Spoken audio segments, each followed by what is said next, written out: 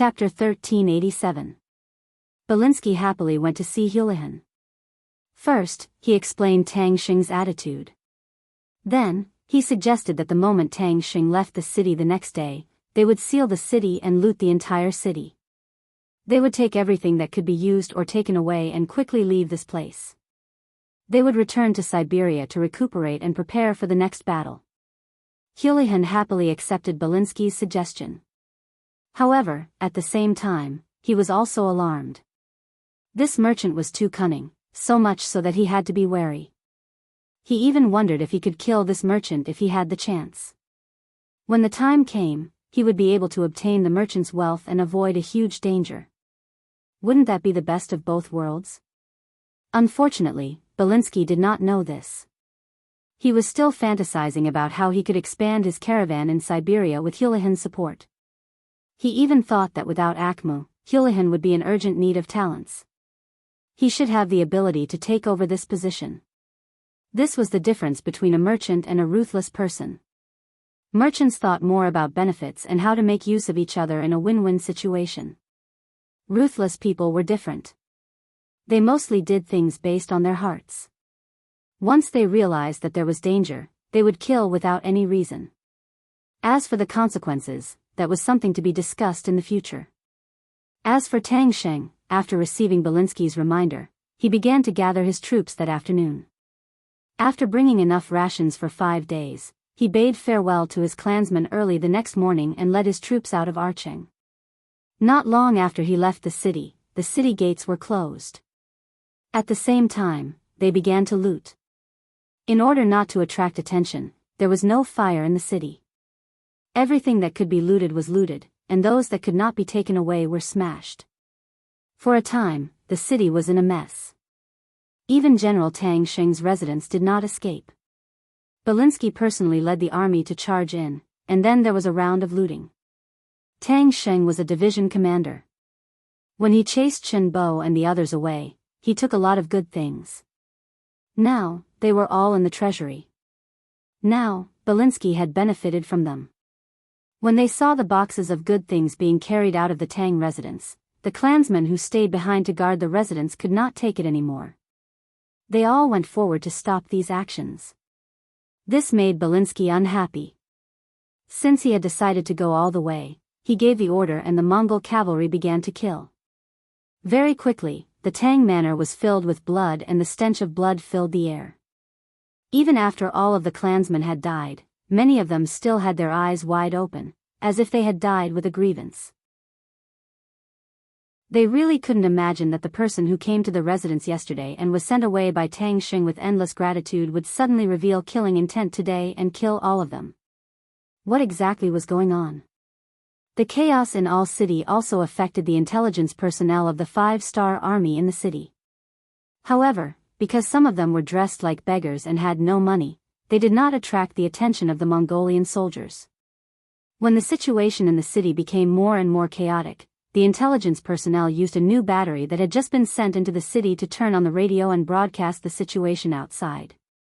At this moment, Yang Chendong was leading his army towards Archeng. At this time, the number of troops had reached nearly 20,000.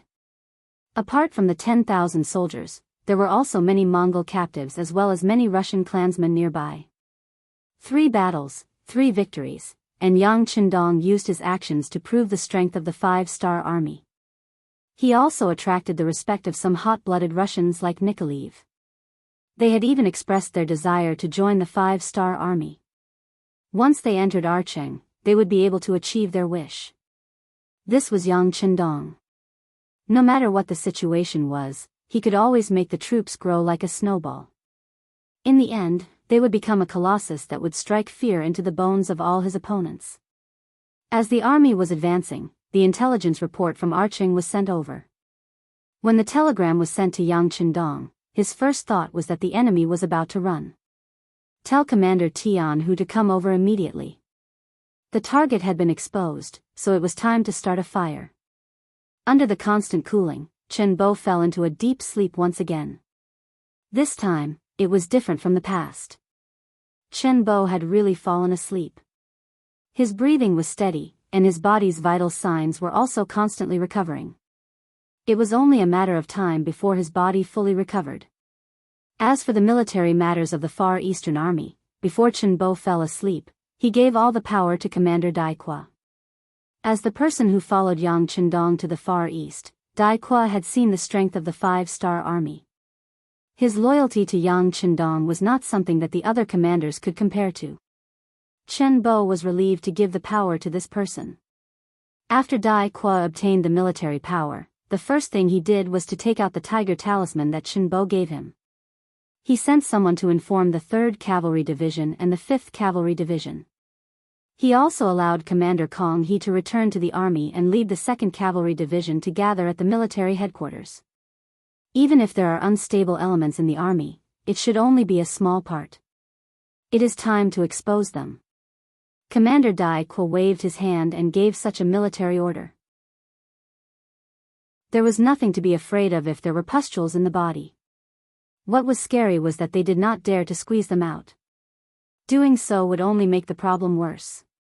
Since the 6th young master had already arrived with the army, even if these people jumped out, they would not be able to do anything. What was there to be afraid of? Out of his absolute trust in Yang Chendong, Dai Qua let the army assemble without worry. He wanted to see who would jump out and who would court death. At the same time, he also sent a report to Yang Chendong, informing him that the Far Eastern Army was not very stable and asking for reinforcements. Yang Chendong had thought a lot about the problem of the Far Eastern Army on the way here. Considering that he was entering alone, in order to expand the army, the political review of the source of soldiers was not so strict. As a result, there were all kinds of people mixed in. This was something he could understand. But understanding was not giving in.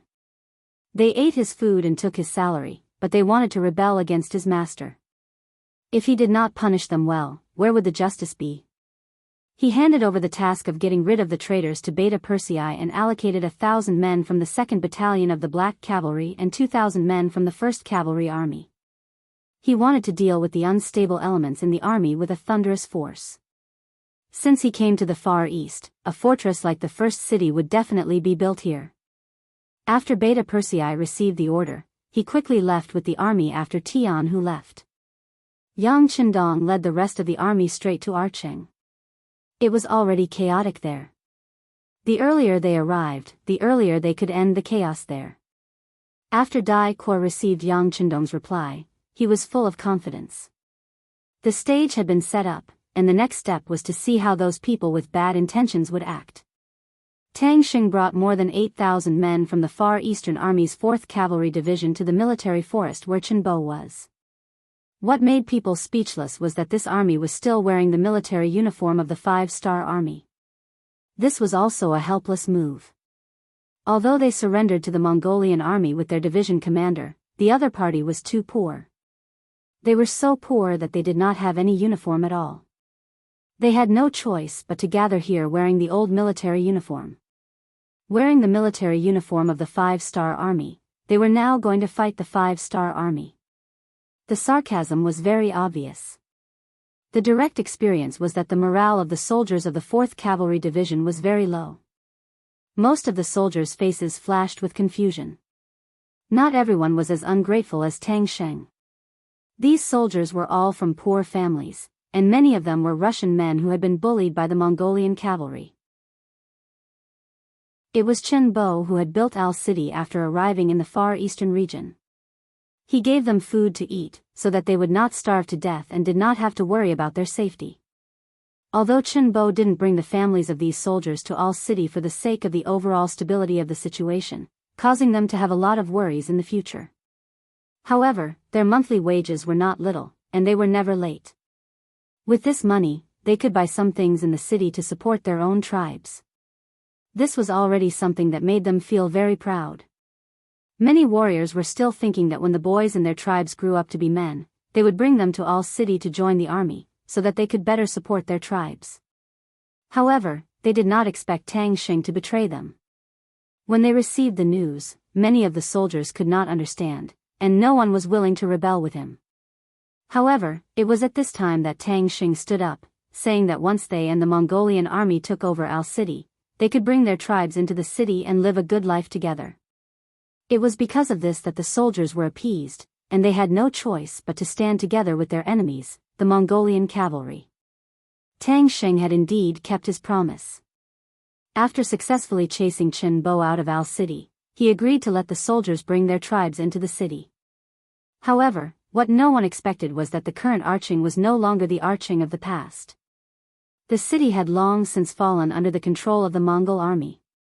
The series of measures that General Chen Bo had set for the citizens had all disappeared, and no one followed them. There were many smashing, killing, robbing and pillaging within the city, and sometimes it was even more chaotic than outside. Under such circumstances, who would bring their own tribes into the city? Wouldn't that be like sending sheep into a tiger's den? It was also at this time that Tang Xing stood up again, saying that the chaos would end soon. As long as the Mongols weren't stupid, Al City would return to peace.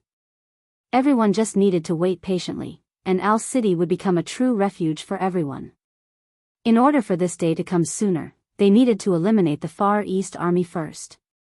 They had to get rid of this big problem first. It was under such circumstances that the 4th Cavalry Division left Al City, following Tang Xing to 50 miles north of the city.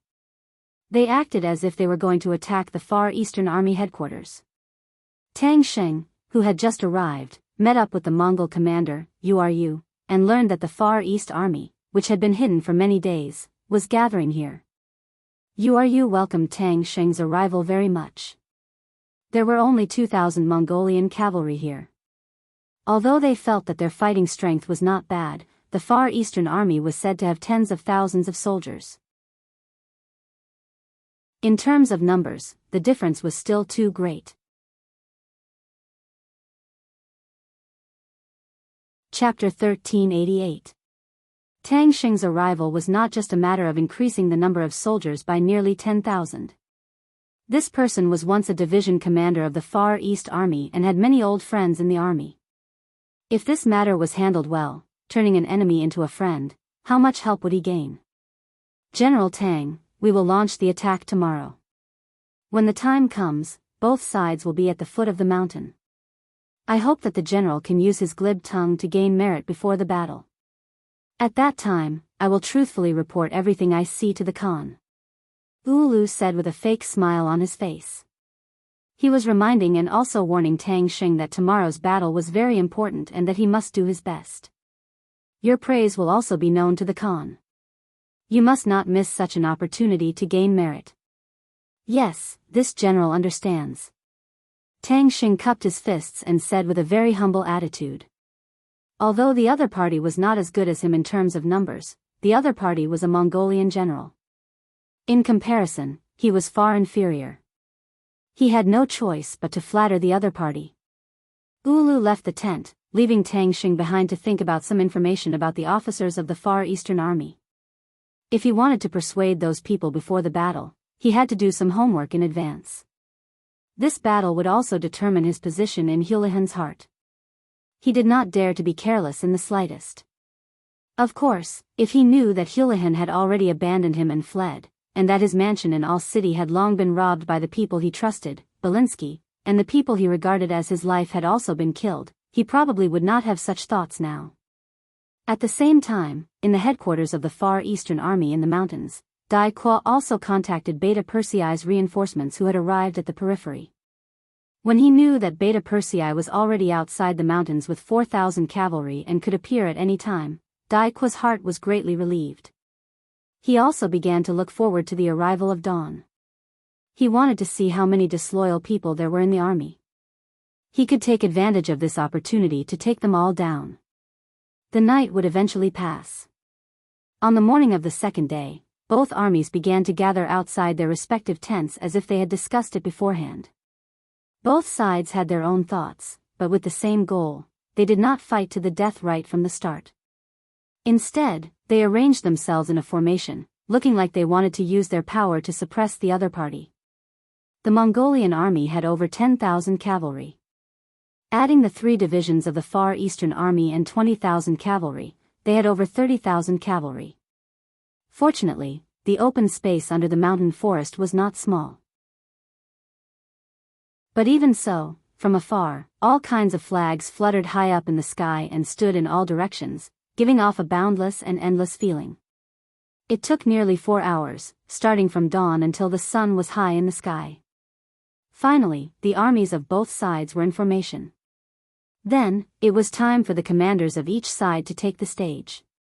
As for the 5-star army, Chen Bo was still recovering, so he did not appear. The one who replaced him was Dai Qua. This was enough to show his authority from the fact that Chen Bo's guard captain, Xia Qian, appeared beside him. Other than Dai Qua, the 2nd Division's commander, Kong He, the 3rd Division's commander, Shi Xiaolin, and the 5th Division's commander, Wu Ba, all appeared with their respective cavalry. But what was interesting was that these 3 divisions were not gathered together. They maintained a certain distance between each division, giving off a sense of vigilance. In comparison, the Mongol army only had Tang Sheng, Ulu, and a few other generals at the front, and their numbers were much lesser. But the advantage was that they seemed to be united. More importantly, Tang Sheng was going to recruit them. This was the most important thing. This was because if this matter was done well, the military strength and morale of both sides would decrease while the other side would increase. It was even possible for there to be a reversal. After both sides were in formation, Tang Sheng rode out under General Ulu's signal. In the sudden silence of both camps, this action was too eye-catching no matter how one looked at it. As Tang Sheng leaped out of the formation, all kinds of discussions began to spread uncontrollably below. There were very few generals in the Far Eastern Army who did not recognize this 4th Division's commander. Especially this time, the Far Eastern Army had lost Al City, and it was all because of this person. This time, it was difficult to not recognize him. He was just a traitor. No one knew what he wanted to do. Could it be that he wanted to repent after seeing the strength of the Far Eastern Army? A few Far Eastern Army soldiers who did not know the truth thought like this. Only some officers who had other thoughts revealed an indescribable expression in their eyes. It was unknown whether they were happy, hesitant. Before Tang Sheng spoke, they probably hadn't made a final decision. Commander Dai, the traitor Tang Sheng has come out. Please allow this general to kill him. The head of the guards, Xia Qian, glared at Tang Sheng and clenched his fists when he saw him gallop out. His eyes were filled with hatred as he spoke. No rush. Let's wait and see. On the other hand, Dai Qua was not anxious at all. On the contrary, he was looking forward to the other party's performance. He wanted to see how many loyal generals and villains there were in the Far Eastern Army now. Dai Qua had no intention of stopping him. Even if the other officers wanted to charge and kill the enemy, they had no choice but to suppress their anger. They wanted to see what this Tang Sheng had to say. In the eyes of these brave people, if you did something wrong, you should be punished. Even if Tang Sheng said something, they would not easily forgive him. Under the watchful eyes of the crowd, Tang Sheng first swept his gaze over the Far Eastern Army. After recognizing many of his colleagues, he finally opened his mouth slowly. Everyone, I don't think I need to introduce myself. Everyone knows me. Yes, I am the traitor in the eyes of some of you. Just like that, Tang Sheng's actions caused another round of discussion to erupt from the 2 great formations. Everyone was discussing. They had never seen such a shameless person. He actually admitted that he was a traitor. Without waiting for the discussion to continue fermenting, Tang Sheng shouted again. But I want to say now, I am not a traitor. I am loyal to my tribe. Half of my blood is Mongol. The reason why I led the Mongol army into Arching was to protect my tribe and continue to reproduce. What's wrong with that? Tang Sheng was almost shouting when he asked, "What's wrong?" After saying this, his face became a little ferocious. Is it wrong to think for my tribe? If that's the case, what's the point of being born? If I can't even protect my own family, how can I be a man? How can I be a man? Hiss. Hearing this, many of the soldiers sucked in a breath of cold air. These words could be said to be heart-wrenching. In ancient times, many soldiers rushed to the battlefield and shouted the slogan to be loyal to the king, to the country. But was this really the case? How many of the so-called loyal people had seen the emperor? How many people had feelings for the so-called country? In the end, soldiers fighting was just a way to make a living. Simply speaking, it was to survive. If there were other purposes, it would be to get promoted and get rich. Therefore, the slogan to be loyal to the king was just a slogan. No one would really think that way. On the contrary, more people did it for the sake of being able to survive in troubled times. There were also some people who were lucky and were promoted from soldiers to officers with some authority. Then, their goal would be higher. This was how they filled their own pockets and how they could take advantage of the situation to create more wealth for themselves. In this way, there was the so-called eating empty pay and stealing military supplies. The direct result of this was that the upper echelons of the military wanted to win the war. This was more beneficial to their future promotion and wealth, and even their wives and children.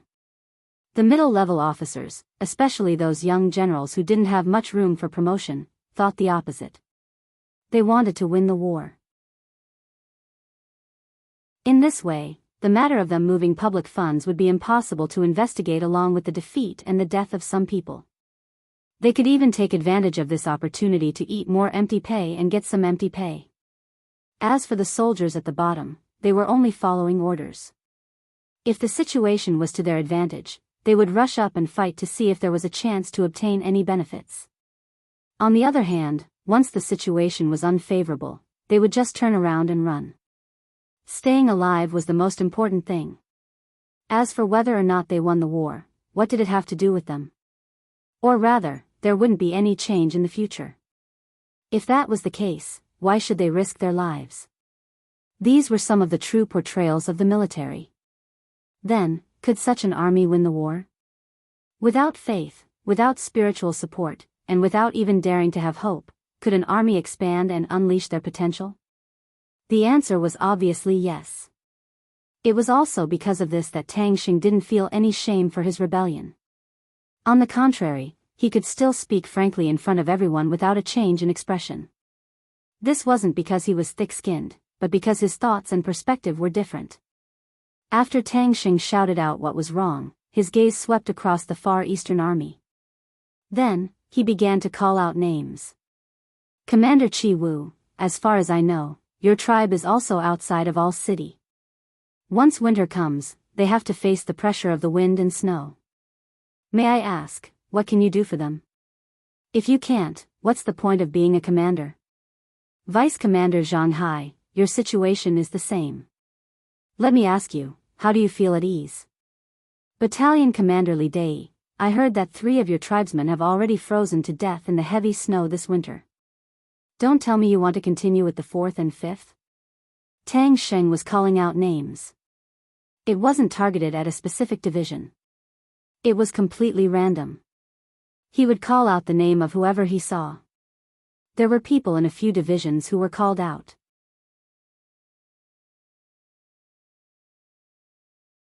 Chapter 1389. All the officers who were called out lowered their heads, proving that Tang Xing was right, proving that they were having a complicated struggle in their hearts.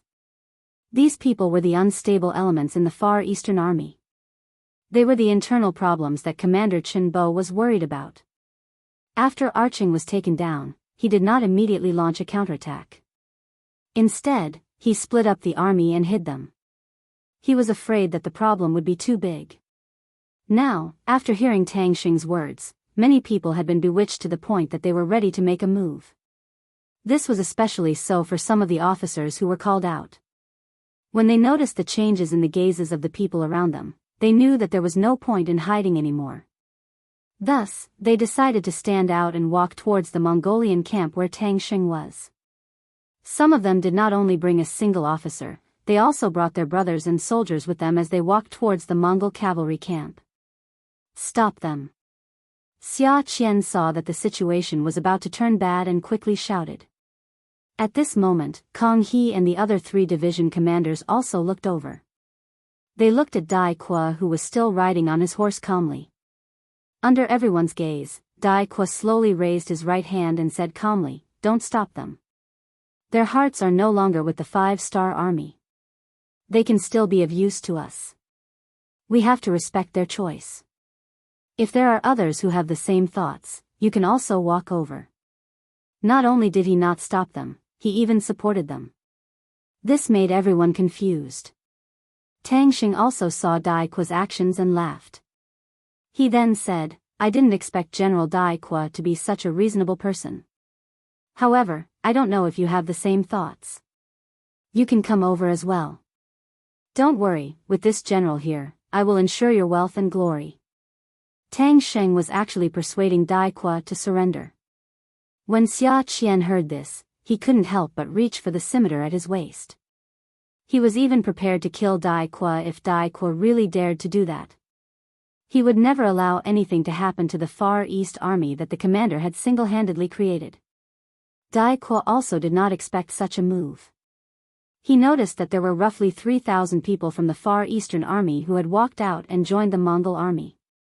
Although there were still some people who looked hesitant, they didn't do anything out of line. These people could still be won over, so he thought it was time to stop. While Tang Xing was comforting him, he said, Glory and wealth? Huh, Tang Xing, are you joking with me? Since Dai Qua had responded, Tang Xing was naturally delighted. He was afraid that the other party wouldn't say or do anything. If that happened, he wouldn't know where to start. But once the other party opened his mouth, his opportunity appeared. If there was a problem, there was nothing to be afraid of. All they had to do was solve it. Tang Xing smiled and wanted to ask why there was no glory and wealth. But before he could speak, Dai Qua continued, the Mongolians are so poor that they don't even have a uniform. The soldiers don't even have spare cavalry swords. They don't even bear to put salt in their food. Tell me, where did the glory and wealth come from? The Mongolians were really poor. When they didn't know how to produce and couldn't rob others, their lives were actually very poor. The Mongolians that everyone saw killing cows and sheep were the modern Mongolians, not the old Mongolians. In the past, the Mongolians weren't good at producing. They only knew how to herd animals. If they wanted to eat a good meal, they had to wait until something happened to their animals or they died. Those were the animals that they relied on to survive. The males had to be kept and the females had to be prepared to give birth. How could they just casually eat them? It was because they were poor that they had to go around robbing. Dai Qua's question made Tang Xing's expression change. He didn't know how to answer. And this was just the beginning.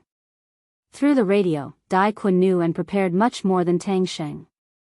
He looked at Tang Xing with a contemptuous gaze and said, the glory and wealth you told everyone about should be just a saying. You're trying to deceive everyone, right? But how wise am I? How could I be so easily fooled like these idiots? As he spoke, Dai Qua pointed at the men who had just joined the Mongolian army from the Far Eastern army. Being reprimanded, the traitors, who had a guilty conscience naturally lowered their heads. There were also some people who looked at Tang Xing. Evidently, they wanted to hear his explanation. They wanted to know if the glory and wealth he had mentioned was real or fake. Seeing these people staring at him, Tang Xing felt his hair stand on end. He quickly waved his hands and explained, everyone, don't listen to his nonsense. He's just messing with our morale. Messing with your morale? Ha ha ha, you think too highly of yourself. Do you think you're worthy of talking about morale? You're just a bunch of mobs. You'll go wherever there are benefits. You don't have any principles at all. You don't know what loyalty is. You don't deserve to be human. Dai Qua's voice was very loud as he shouted at Tang Xing and the soldiers who had just surrendered. This shout made Tang Xing and the others feel a sense of panic. In order to stabilize the morale of the army, he had to shout as loudly as well. He's talking nonsense. The Mongolian army has now taken over Al City. Everyone has seen the wealth and prosperity there with their own eyes. Yes, yes. Because of Tang Xing's words, the traitors who had been slightly shaken started to nod their heads again. They then glared at Dai Qua fiercely, as if saying, you're talking nonsense, you're messing up our morale. Al City, prosperous. Ha ha ha, as if he had heard the funniest joke in the world, Daoist looked up to the sky and laughed. Although he was also a division commander in the Far Eastern Army, he had been traveling with Yang Chendong for a while and had conquered many territories. He had seen a lot, and the prosperity of Owl City was not worth mentioning in his eyes. Although he had not been to Chichen City, just the prosperity of the beginning city was many times better than Owl City. After laughing for a while, Daoist seemed to have finished expressing the laughter in his heart. Then, he looked at Tang Sheng and the others with disdain and said, "In your eyes, Owl City might be very busy, but right now, it is not in my eyes." Taking a step back, what does the prosperity of Owl City have to do with you? Do you really think that the Mongolians will treat you as their own and give you benefits? Tang Sheng's face was a little ugly. Of course, he knew that the Mongolians were always on guard against him. In the past 3 months, he had felt it deeply in Owl City. However, at this moment, when the armies were about to clash, he definitely could not admit it. Not only that, he had to praise the Mongolian army. Only then would he be able to raise their morale and obtain victory. After hesitating for a few breaths, Tang Sheng opened his mouth and said, "Why can't you give it to us? I might as well tell you that Houlihan has already agreed. In the future, Owl City will belong to us. Other than our families, our people can also move in." What? Did the Mongolian Great Khan really say that? If that's the case, it's a great thing. In an instant, the Far Eastern Army soldiers started to mutter and discuss. Previously, because the city was too small and could not accommodate so many people, Chen Bo made the rule that other than soldiers, ordinary people could not enter the city. It was also because of this that it attracted all sorts of complaints and caused Tang Sheng to rebel. Tang Sheng also grasped this point, which was why his actions had gained the support of more soldiers. It was only because of his call that more than 3,000 soldiers joined his side. This was Tang Sheng's trump card. The reason why he was so confident that he could face the Far Eastern Army with just 10,000 cavalry was also because of this reason. Right now, everyone was discussing animatedly and the public opinion was obviously leaning towards his side. In order to stabilize the situation and also to speed up Daoist's defeat, he intentionally looked at the Mongolian General Ulu and said, "If everyone doesn't believe me, you can go and ask General Ulu." Ulu had never heard that the Mongolian army wanted to take control of Owl City with Tang Sheng. However, he was not stupid enough to deny all of this. He thought that as long as he won the battle, he could do whatever he wanted. He immediately laughed and said, "That's right, General Tang Sheng is right. The Great Khan did say that he was willing to take control of Owl City with the brothers of the Far Eastern Army and share the world." "You're lying." Just as Wu Lu finished speaking and Tang Sheng's expression relaxed, Daoist shouted loudly. "Stop it!" Daoist shouted. He did not expect Tang Sheng to be so shameless. Furthermore, this Mongolian general was actually lying through his teeth. He had already received the telegram. The Mongolian army had already left Arching after looting the place. How could he say such a thing? Knowing that the other party was lying, Daoist could not let him continue. After he interrupted the other party's words, he said loudly, "Everyone, don't listen to their nonsense. Truth be told, the Mongol army has already left Alair City after a round of inhumane pillaging." Nonsense. Daoist's words immediately caused Ulu and Tang Sheng to refute in unison. One of them was one of Houlihan's favorite generals, while the other was entrusted with an important task to deal with the Far Eastern Army. With such a status, how could he believe that Houlihan had already betrayed him? The two naturally did not believe it, but Daoist, who had received the news, laughed and said, "I knew you wouldn't believe it, but don't worry, there will be evidence in front of you soon. Come on, release the signal."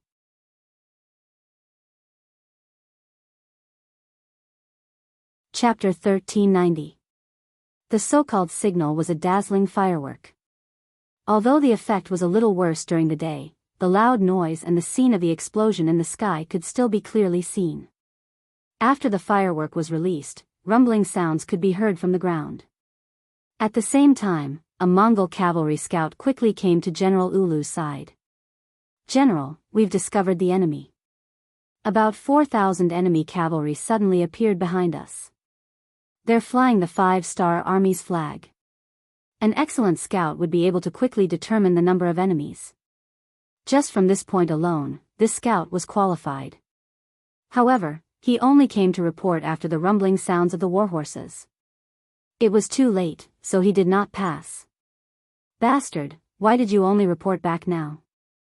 Wu Lu cursed angrily and lashed out with his horsewhip at the scout. The scout had a wronged expression on his face.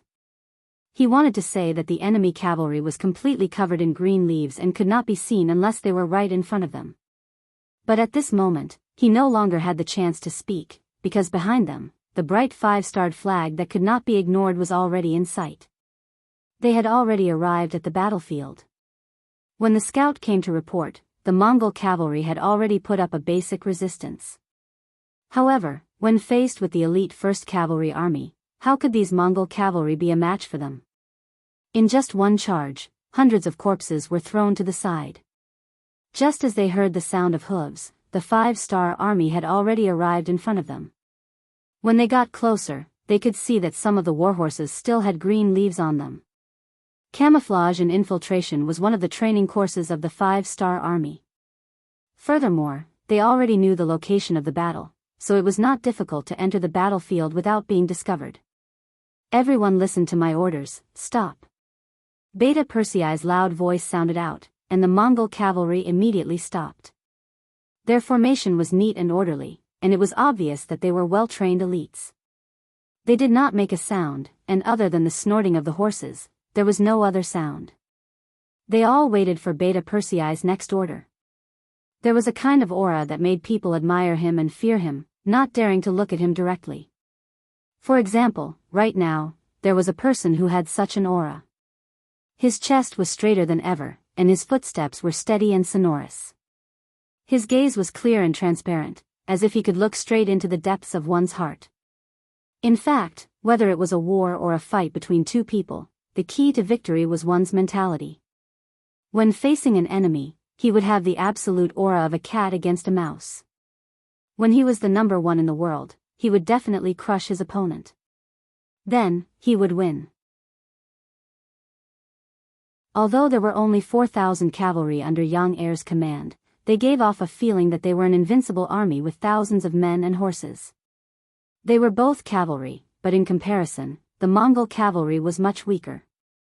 This could be seen from the shock on the Mongol soldiers' faces. Without comparison, there would be no harm. The 5-star army's military formation was neat, and they were all dressed in the same uniform. Their sabers were of the same length and size, and under the sunlight, they emitted waves of cold light. Even when he was riding on a horse, he was still riding horizontally and vertically, giving people a very shocking visual impression. The formation wasn't trained for nothing, and the effect was very obvious. Not only did it make the soldiers more self-disciplined, but it also made them better at following orders. Just their mental appearance alone gave people a lot of pressure. This. When more Mongol cavalrymen looked at the 5-star army and didn't know how to describe their feelings, Ulu opened his mouth. Everyone, don't be afraid. They only have 4,000 people. As long as we charge forward, victory will belong to us. Let's see who dares. Beta Persei faced Ulu's shout, and after a loud shout, the 4,000 5-star army raised their sabers high, and a soul-shaking aura surged out. There were less than 2,000 Mongol cavalrymen left, and they were completely shocked by the aura of the 5-star army. At this moment, they found that they didn't have the courage to take a step forward. As the commander of the army, Ulu naturally saw everything. Because of this, he cleverly didn't take a step forward. Instead, he looked at Tang Sheng and said, "General Tang, let's go together. As long as we can destroy these Han reinforcements, the main force of the Mongol cavalrymen will arrive soon. At that time, no one will be our opponent." Ulu wanted Tang Sheng and the others to charge first, and then he could sit back and reap the benefits.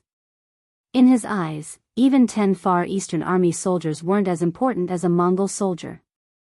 Tang Sheng wasn't stupid. How could he not see Ulu's intention? However, he didn't dare to act rashly. Putting aside the fact that he had already witnessed the might of the 5-star army when he sent reinforcements to the first city, there were still more than 20,000 soldiers of the Far East army staring at him. Under the shout, Tang Xing didn't move. Beta Persei saw everything inside. With his personality, since he had brought the army here, of course, he would kill to his heart's content. What Mongol army? What Far East army? He had never placed them in his eyes. They were just a bunch of mobs. As long as he wanted, the 4,000 warriors of the world's first cavalry army could kill all of them. However, he couldn't do this. Before he came, the young master had instructed that the construction of the Far East region needed people the most. A large number of young people. The people in front of him were all strong laborers. They were indispensable talents to build the city and consolidate the territory. If he killed them, who would build the city and who would repair the roads? In order to complete the task given by Yang Qindong, it was impossible to kill a lot of people. However, he could still kill a chicken to show respect. He had to do it. Some people were like this. If you didn't kill them, they wouldn't know fear. However, before he took action, Beta Persei still needed to do something. This was very important to destroy the enemy's morale, establish the final victory, and even unify their hearts. Come, bring them here. Beta Persei didn't give the order to attack immediately. Instead, he shouted to bring people. Soon, the 5-star army soldiers escorted 2 men to the battlefield. They arrived in front of the open space between the 2 camps. Of the 2 people, one was a skinny man wearing a Mongol army uniform, and the other was a middle-aged man who looked to be in his 40s. Both of their faces were pale, and they were trembling with fear. As soon as the 2 of them were brought out, there were 2 loud shouts from the battlefield. Tuoba Shi? Li Hui. The one called Tuoba Shi was the Mongol soldier. He had another identity, which was General Ulu's personal guard. Previously, he didn't follow the army out of the city because he wasn't feeling well. Instead, he stayed in All City. The one called Li Hui was Tang Xing's clansman. When the Tang residence's treasures were stolen and his clansmen were killed, Li Hui wasn't in the residence, so he escaped death. These 2 people, because of their special identities, were targeted by Yang Xie's intelligence personnel in All City. They were captured alive and sent out of the city. Last night, Yang Heir had already sent someone to pick up the 2 of them. What he wanted was to use their mouths to tell the truth. He wanted Ulu and Tang Xing to see what kind of person the great Khan Hulahan, whom they served, was. Wu Lu and Tang Xing were naturally the ones who shouted. It was just their instinct to shout out loud. In contrast, after the 2 people who were called saw their respective masters, their tears uncontrollably flowed out. When a person brushed past death and saw their loved ones, they would definitely reveal their true feelings. General, young clan leader, it's all gone, it's all gone. Tuoba Shi and Li Hui didn't wait for anyone to ask. With tears and snot, they recounted everything that had happened in Al City and what had happened to their family. After that, whether it was Ulu or Tang Xing, when they heard that Hulahan had led his troops out of Al City and fled to the Siberian region, it was as if they were struck by lightning. They stood in place, not moving at all. Although they did not know why the great Khan had retreated, one thing was for sure. They were all abandoned people, abandoned as pawns, thrown here. Ulu couldn't understand why his great Khan would abandon him. Tang Xing's face was full of shame. He thought of how Belinsky persuaded him to send out troops. Belinsky wanted to abandon him, but at the same time, he also wanted to steal his treasures. When he thought of how he had mistakenly trusted Belinsky, and how he and Li Hui were the only 2 people left in the entire tribe, he couldn't help but scream, "Belinsky, you liar, you despicable, you bastard." It was because Tang Xing believed in Belinsky that he became a traitor to the Far Eastern Army and came to this point. But what he got was betrayal and the destruction of his tribe. If he could do it all over again, Tang Xing would not have made such a choice. Whether it was Ulu or Tang Xing, they both had fierce looks in their eyes as they cursed everything that had happened to them. This scene was seen by the other officers and soldiers, and all of them fell into deep thought. This was especially so for the Far Eastern army that had defected with Tang Sheng. They thought that after joining their new master, they would be able to enjoy glory and wealth. At the very least, they would be able to ensure the safety of their tribesmen. But now, not only would they not be able to save their tribesmen, they would also not have a good ending. After all, traitors never had a good ending. The atmosphere of the battlefield changed drastically because of the appearance of Tuoba Shi and Li Hui. The most obvious change was that the Far East army that had surrendered had become restless and restless. Charge! With such a good opportunity, how could Beta Persei let it go? With an order, the 4,000 five-star army cavalry behind him moved, raising their sabers and urging their horses forward. The first to bear the brunt of this attack were the 2,000 Mongol cavalry. Their morale was already low, and Tuoba Shi's appearance had destroyed their hope. Just as their morale was at its lowest, the five-star army charged over. How could they stop them?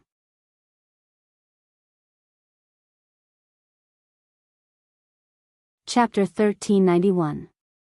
When the arrow formation stabbed into the Mongol cavalry camp, the resistance they faced could be said to be minuscule. This allowed the attack of the 5-star Legion Corps to go really smoothly. With just one charge, they charged into the enemy formation, and no one could stop them. Block them, block them. Ulu, who finally came back to his senses, shouted at the army as he looked at Tang Sheng and said, "General Tang, although we have been abandoned, we have to kill our way out for ourselves. Otherwise, what awaits us will be worse than death." How could Tang Sheng not know? He was a traitor, and from a certain point of view, he was far more hateful than the enemy. Once he was caught by the 5-star army, he would probably suffer a fate worse than death. Tang Sheng did not want to die and could not die. He still wanted to take revenge on Belinsky. He immediately waved his sword and shouted to his troops, "Everyone, follow me and kill our way out. Let's find Hulihan and take revenge." With a loud shout, Tang Sheng was the first to gallop out of the camp. The group of personal guards beside him also followed suit. However, that was it. Including the soldiers, there were only 20 or so cavalry. As for the others, including Qi Wu, Zhang Shi, and Li Dei, they all stood in place and did not move at all. The soldiers behind them also followed beside their general. They also had no intention of charging out of the battle. When the 5-star army's reinforcements arrived and Hulihan fled without saying anything, it was clear that the situation was over. Anyone with a brain would not make the decision to become enemies with the 5-star army. Other than the 20 or so soldiers, there was actually no one following them. Tang Sheng's face revealed a trace of loneliness. However, he did not blame these people. They had already followed him down the wrong path. He could not drag them to their deaths. "Come, follow me and kill our way out." Kill. Tang Sheng was determined to fight to the death. He was the first to charge towards the 5-star army. He knew very well what he had done. Even if he surrendered now, he would not benefit at all. Since that was the case, he might as well take the risk. If he could really break out, he would definitely find a way to find Belinsky and take revenge for the extermination of his clan. Surround them all, don't let a single one escape. Beta Persei was riding on a big, strong horse, his face full of excitement. After following Yang Chendong for so many years, there were fewer and fewer opportunities for him to take action, let alone the opportunity to lead an army alone. It wasn't easy for him to let go of everything and go on a killing spree. He would cherish it very much. "Come, don't waste any more time. Both of you, come at me together." Beta Persei laughed heartily as he casually pointed his broadsword at Ulu and Tang Sheng. It was as if he was looking down on the world. Attack together. After Ulu and Tang Sheng exchanged a look, they nodded in unison. Then, they whipped their horses and charged towards Beta Persei. This was their only chance. With 2 against 1, their chances of winning were still very high. As long as they could capture this general, they would be able to force their way out of the encirclement. Wu Luoning had become a general among the many Mongolian cavalry. His own ability was naturally unquestionable. There was no culture at all, and one could not rely on qualifications and other resources. Those who could become generals were undoubtedly extremely capable. Tang Sheng was the same. To be able to stand out among so many people and be appointed as a teacher, his own combat strength must be very strong. Both of them were like this. Together, they could be considered a strong combination. If they only fought one person, their chances of winning were quite high. At least in the Far Eastern Army, Chen Bo, including the army commander, would not be a match for him. But who was Beta Persei? He was one of the 5 members of the Yang Chendong family. He had been by Yang Chendong's side all year round. Apart from being different from the rest, his own combat strength was also constantly improving. If his strength was too weak, he would not have the face to stay by Yang Chendong's side. Not to mention other things, if there was really danger, who would protect who? It was not an exaggeration to say that in the entire Yangxia, the entire 5-star army, Beta Persei was not ranked number 1 in terms of leading troops to war. He also did not have much experience, but if it was a one-on-one battle, then there were really not many people who could be his opponent. With Yang Chendong's personal guidance and the Black Knights and Dragon Guards feeding him moves every day, he was not afraid at all even if it was just 1 versus 2. He pulled out the divine sword from his waist.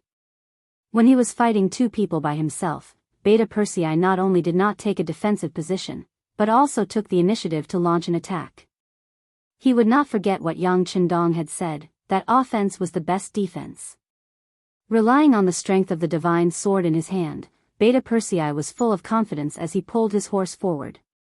The 3 generals immediately fought together. Under the gaze of many Far Eastern Army soldiers, the wind from their swords collided and the blades struck each other. The 3 of them were almost all fighting openly, without the slightest bit of hypocrisy. It was completely a competition of strength and technique. This kind of battle also took into account one's own physique. If one's strength was not enough, one might show signs of defeat after just 1 blow. If one showed a flaw, it would often cost one's life. In a battle of life and death, a little negligence and a trace of insufficient strength could lead to the loss of one's life. As generals, the 3 of them naturally understood this principle. Therefore, when they attacked, they used all their strength. It was a fight to the death. Ding ding dang. The divine sword in Beta Persei's hand collided twice in a very short period of time, colliding with the divine sword in the hands of Ulu and Tang Xing respectively. As the saying goes, once an expert makes a move, one will know whether or not he is an expert. In this first exchange, the 3 of them had a preliminary impression of each other at the same time, especially Ulu and Tang Xing, who felt the numbness in their arms after the first blow. Their faces had become a little nervous. They could feel that if they were to rely on strength alone, they would not be Beta Persei's opponent. Beta Persei belonged to the group of people with extraordinary strength. In addition, he was by Yang Chendong's side every day, eating and drinking well, and his strength was constantly increasing. In terms of strength alone, even the talented black cavalry was no match for him. Only the abnormal Yang Chendong could suppress him. It was this confidence that made Beta Persei so confident when he was fighting against 2 people by himself. And after using his sword to fight against 2 people in a row, this confidence swelled even more. Ha, great. Beta Persei also felt a slight tremor in his arm. He laughed and turned around to attack. He had no intention of resting. It was a competition of strength, and he would not stop until he was dead. This person is so strong. Take my spear. After Tang Xing felt the tremendous pressure from the sword, he knew that if this continued, perhaps before he could do anything to his opponent, his arm would become red and swollen, and he would not be able to exert any strength. He simply put away his sword and changed to a spear. He swapped the red sakura spear hanging next to his horse. The reason why the cavalry mainly used the divine sword was because it was light and flexible. For example, the cavalry required fast speed, fast attack, and fast deployment. All of these had strict requirements for weapons. It was not that they could not use a spear. In history, there were cavalry who used heavy and powerful hammers as weapons. It was just that using such a weapon would inevitably affect their speed and flexibility in combat. As a result, most people used the divine sword. However, those who could use a spear were all people who believed themselves to be strong enough to use it. Otherwise, wouldn't they be giving up on flexibility and speed? Wouldn't they be courting death? Tang Xing changed to a spear, which was enough to prove his confidence in himself and his satisfaction with his physical fitness. He wanted to use his strength to suppress Beta Persei, and then find a favorable opportunity for Ulu to attack. With the spear in his hand, Tang Xing felt as if he was the king of the world. With a loud shout, Tang Xing's chi sank into his dantian. Borrowing the power of the spear, he swung the spear at Yang air. The spear swept through the air, causing a weak explosion. Good! Beta Persei, who was rushing over, also laughed. He did not have the slightest idea of retreating because his opponent had changed his weapon. On the contrary, his fighting spirit was even more abundant. He was afraid that his opponent would not use his full strength. Just like when he was sparring with the Black Cavalry, everyone was afraid of accidentally injuring each other, so naturally, they would have a backup plan. It was not like this kind of life and death battle, where it was either you die or I die. There was no need to worry so much. Only then could a fight be called carefree. With a smile still on his face, Beta Persei had already urged his horse to come in front of Tang Xing. His sword and spear collided several times in a very short period of time. There was a continuous sound of clashing, and because they were all so fast, it made the onlookers feel dazzled. With the length of the spear, Tang Xing was able to restrain Beta Persei's attack for a while, keeping him at a distance of 10 feet. He was temporarily out of danger. Taking advantage of this opportunity, Ulu attacked. He took advantage of the spear entangling the divine sword to launch a sneak attack and harass Beta Persei from the side. He did not expect to be able to hurt Beta Persei. As long as he could distract him, it was equivalent to creating an opportunity for Tang Xing. Although it was the first time the two of them worked together, there were few flaws between them. Perhaps they also knew that this was a life and death battle, and it would be very dangerous if they did not use their full strength. So when they attacked, they used all their strength and displayed their strongest attacks and methods. Entangled by the spear and harassed by the dagger, Beta Persei fell into a passive situation. Several times, he revealed some small flaws.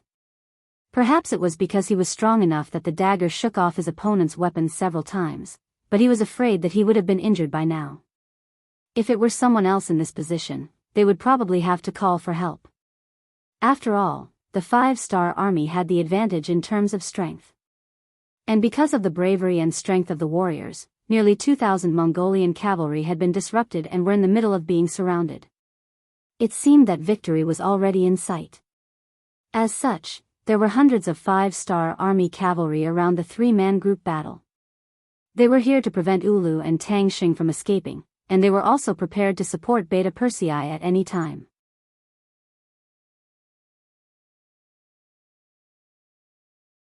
Chapter 1392. As long as Beta Persei shouted and retreated, the 5-star army cavalry watching from the sidelines would swarm forward. At that time, it would not be 2 against 1, but dozens of people against 1. But Beta Persei did not complain, nor did he have the slightest intention of backing down.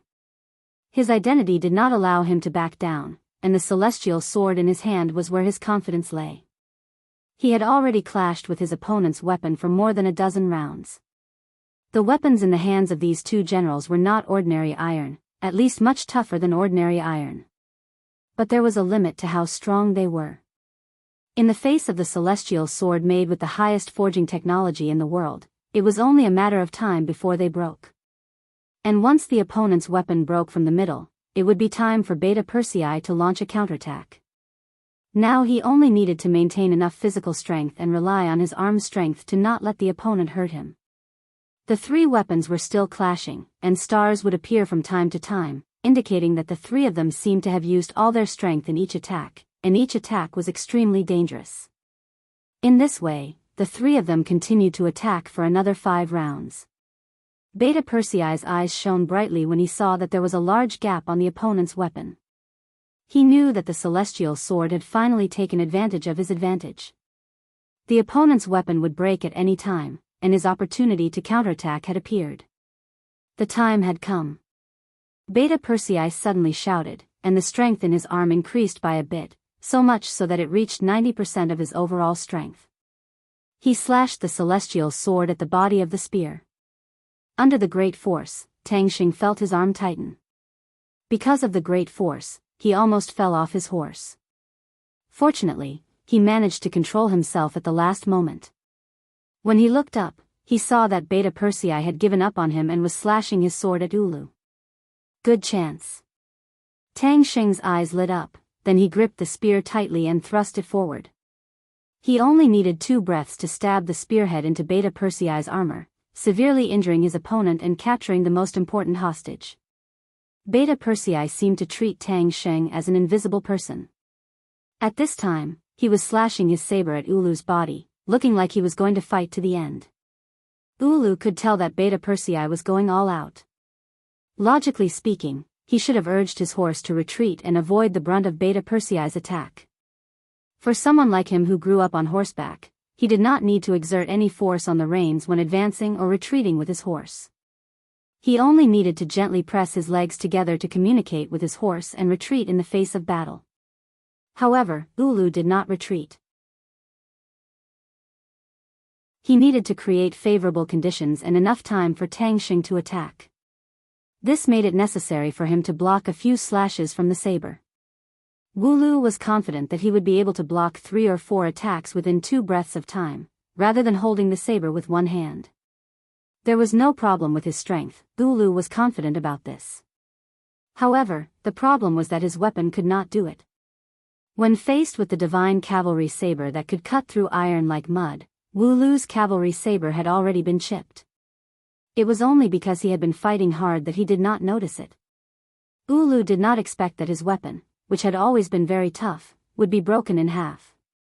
Therefore, he still followed his previous fighting style, placing the saber on his body and defending himself. 1 hit, 2 hits. When the 3rd hit came, Beta Persei's saber slashed at the gap in Ulu's saber. Then, with a crisp breaking sound, the saber broke into 2 pieces. The sudden change caught Ulu off guard. Before he could react, the divine saber had already landed on Ulu's body. The sharp edge of the saber directly broke his bones. With just one blow, Ulu was cut into 2 halves. Blood splattered out as Yu'er's eyes widened in disbelief as he fell from his horse. Even as he died, he still could not understand how his weapon could suddenly break in half. Could it be that this Han general knew some kind of magic? Ulu was dead. He was cut in half and died in an extremely miserable manner. Blood also splashed on Beta Persei, but for Beta Persei, who had been on countless battlefields and killed countless enemies, he did not care at all. As if he had done an extremely simple thing, he turned around and prepared to deal with another enemy, Tang Xing. It was also at this moment that he felt something poke his body. It did not hurt, so he immediately turned around to look. Beta Persei turned around and looked at the spot where he was stabbed. He saw a broken spearhead, Tang Xing who was holding the spear, and the other party's frightened eyes. Just now, Beta Persei had used up 2 breaths of time to kill Ulu, which created enough opportunity for Tang Xing. Next, he unceremoniously raised his spear and stabbed, with a victorious smile on his face. It was not until the spear stabbed out that his expression suddenly changed. He did not feel the tip of the spear entering his body, but only the feeling of the blade piercing into a hard boulder, unable to move forward. At the same time, Tang Xing's gaze quickly turned to the tip of the spear. At some point, the tip of the spear had been broken, leaving only a wooden handle. At this time, the wooden handle was stabbed towards Beta Persei, and it hit the other party's exquisite armor. Beta Persei, who had been by Yang Chendong's side all year round, could be said to be a treasure from head to toe. Just like the armor he was wearing, it was thin and extremely hard. Yang Xie's munitions factory spent a lot of effort to make it. Such armor was also very rare in the entire 5-star army. With Beta Persei's status, it was naturally not a problem for him to get one. The spear was stabbed into the armor, unable to move forward. Tang Xing was still in the same position, his face full of surprise and confusion. Humph, seeing that Tang Xing's spear had stabbed into his armor, Beta Persei's face was full of anger. Originally, Tang Xing had betrayed the 5-star army, Xianxia, and the young master, causing him to want to kill him. Now that Tang Xing even wanted to kill him, this person could not be left alive. Beta Persei, who had already killed Ulu, gently turned around and easily moved the spear to the side. Then, the celestial saber slashed through the air and slashed towards Tang Xing's neck. War has always been cruel, either you die or I die. Beta Persei was furious. The saber was as fast as lightning. When Tang Xing came back to his senses, he had only just raised the spear when the wooden spear was cut in half. The saber did not continue to fall and fell on Tang Xing's neck, then quickly slashed. Blood gushed out like a fountain, and Tang Xing's eyes gradually became blurred. At this time, he seemed to have seen the scene of him growing up with the help of the tribe when he was young. He also seemed to have seen the scene of him joining the Far Eastern Army and eating his first full meal. Then, he rose step by step and finally became a division commander. Then, his ambition began to grow, and his heart became unsatisfied until he did the wrong thing of betraying the Far Eastern Army. Tang Xing was dead. Even when he died, his eyes were wide open, and he looked like he could not die in peace. No one knew what he was thinking before he died, and no one knew if he would regret his wrong actions and thoughts. With Tang Xing's death, the soldiers he brought with him immediately became obedient. Especially the more than 3,000 soldiers who had just chosen to surrender to him, their faces were full of regret. If they had known that this would be the result, why did they stand out? Weren't they courting death? Nearly 2,000 Mongolian soldiers, half were killed and the other half were captured. More than 10,000 rebels from the Far Eastern Army were surrounded by Division Commander Dai Qua and 20,000 soldiers, and all of them chose to put down their weapons and surrender. Even Ulu and Tang Xing were not a match for them. Unless they did not want to live, who would dare to raise their swords against them? The rebellion was thus quelled, but the matter was not over. How to stabilize the people's hearts and win them over was an important task for Yang Chendong after arriving in the Far Eastern province. After 3 months of chaos in Archeng, Yang Chendong arrived. Along with him were thousands of 5-star army's elite cavalry, thousands of Mongolian captives, and thousands of ordinary Russian tribesmen. When Yang Chendong led the army into Al City, whose city walls weren't very tall, all he saw was a mess on the streets and chaos on the ground. On the streets, he could see the corpses of ordinary people lying on the ground. There were old people, women, and children. Many of them had been conquered by the 5-star army. They were the people who had come to support the Far Eastern province, but they did not expect to die in such a chaotic situation. Along the way, Yang Chendong's expression became uglier and uglier. These were his people, and they had actually died in the city. He had to take revenge for Hulihan. Fortunately, after inspecting the corpses, he discovered that there were very few Han people. Later on, Yang Chendong understood the situation in the city. When the Mongolian soldiers killed and looted, the few Han people in the city chose to hide. They threw away all their money in order to save their lives. These Han people persevered. As long as they were still alive, everything would still be there. Bugnam of Gojoseon would definitely bring them a better life. In order to survive, after the Mongol soldiers left, some of the criminals in the city started to pillage and kill. These Han Chinese once again chose to band together. They picked up their weapons and became a force to be reckoned with. As long as they did not take the initiative to find trouble with others, no one would find trouble with them. This was how they managed to survive until Yang Chendong's arrival.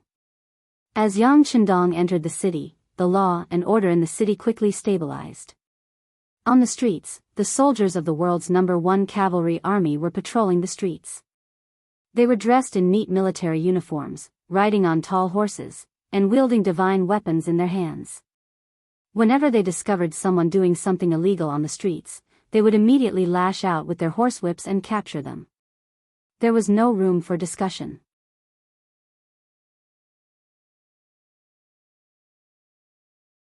Chapter 1393.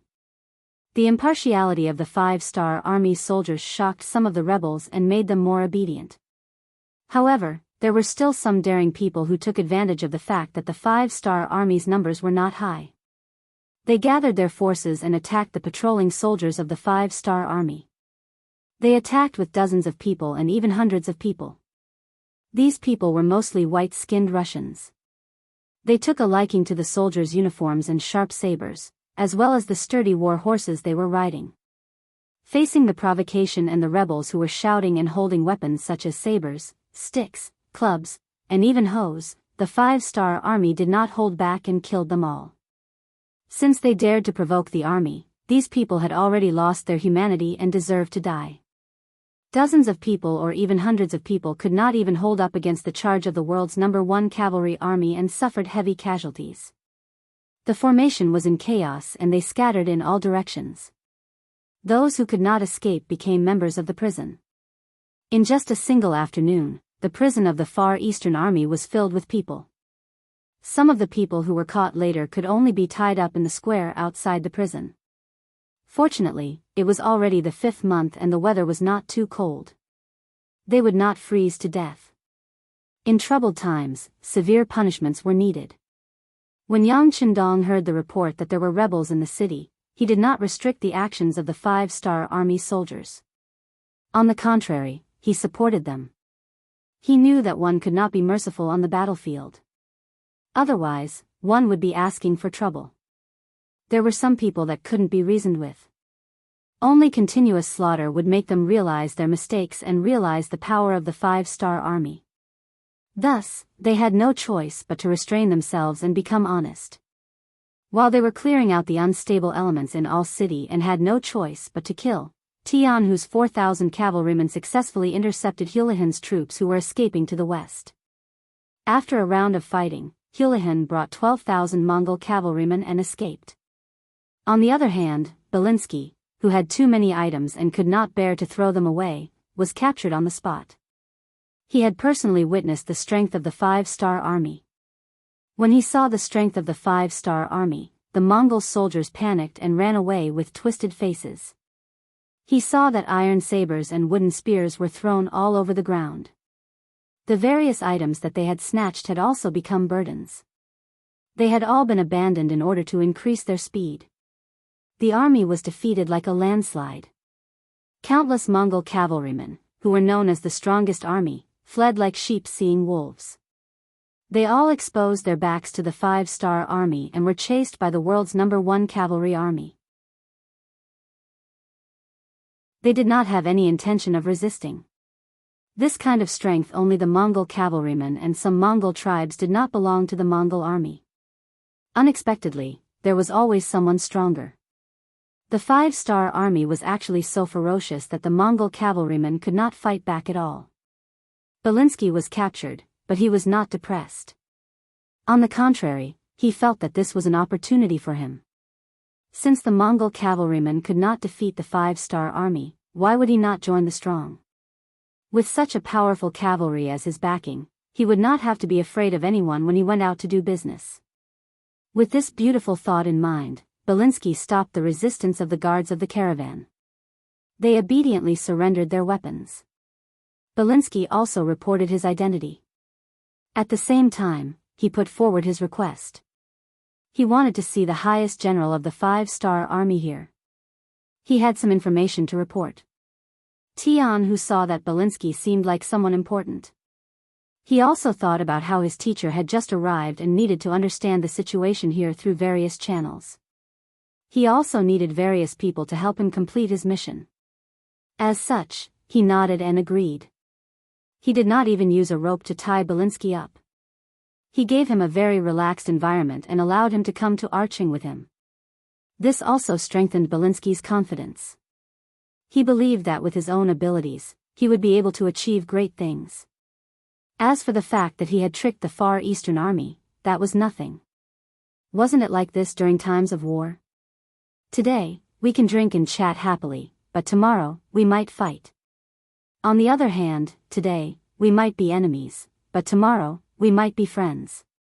To sum it up, there was no such thing as an eternal friend, only eternal benefits. Because of the 5-star army's ruthless methods, Arching went from chaos to peace.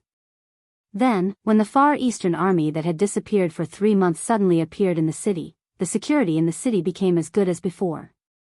As a large number of troops entered the city, some criminals who had not given up on making a fortune in the chaos had no choice but to put away their crooked thoughts. At this moment, it could be said that Arching had returned to Xianxia's embrace. Chen Bo's condition gradually stabilized. After the army entered the city, he went straight to the city lord's mansion where Yang Qindong lived. When he saw Yang Qindong, who had taken off his golden cloak and changed into a loose green robe, Chen Bo knelt on the ground with a plop. "Young master, I've made a mistake. I've failed to live up to your expectations. Get up quickly." Under Yang Qindong's gaze, Beta Persei, who came to report with him, quickly helped Chen Bo up. "You haven't recovered yet, you still have to take care of your body. Have a seat." Yang Qindong asked with concern. Although the Arching incident was lost because of Tang Xing's rebellion, Chen Bo, who was both the commander and the governor, also had an unshirkable leadership responsibility, as well as the responsibility of not knowing what was right and what was wrong. Of course, one of the fuses that caused the incident was the mistake in his strategy of governing the city. Why did Tang Xing rebel? Wasn't it because his people were not allowed to enter the city? This policy was set by Chen Bo. On the other hand, even if Tang Xing didn't rebel this time, as time passed, more and more problems would accumulate, and when the contradiction became bigger and bigger, things would still happen. This was equivalent to a pustule in a person's body. If it was left alone, it would get bigger and bigger. It was better to squeeze it out and make it healthier. Chen Bo, who was sitting in the chair, had a guilty look on his face. In the past few years, the Far Eastern province had received a lot of supplies from Yangxia. In comparison, although there were some achievements, they were not very big. The rebellion this time was equivalent to erasing all of the previous achievements.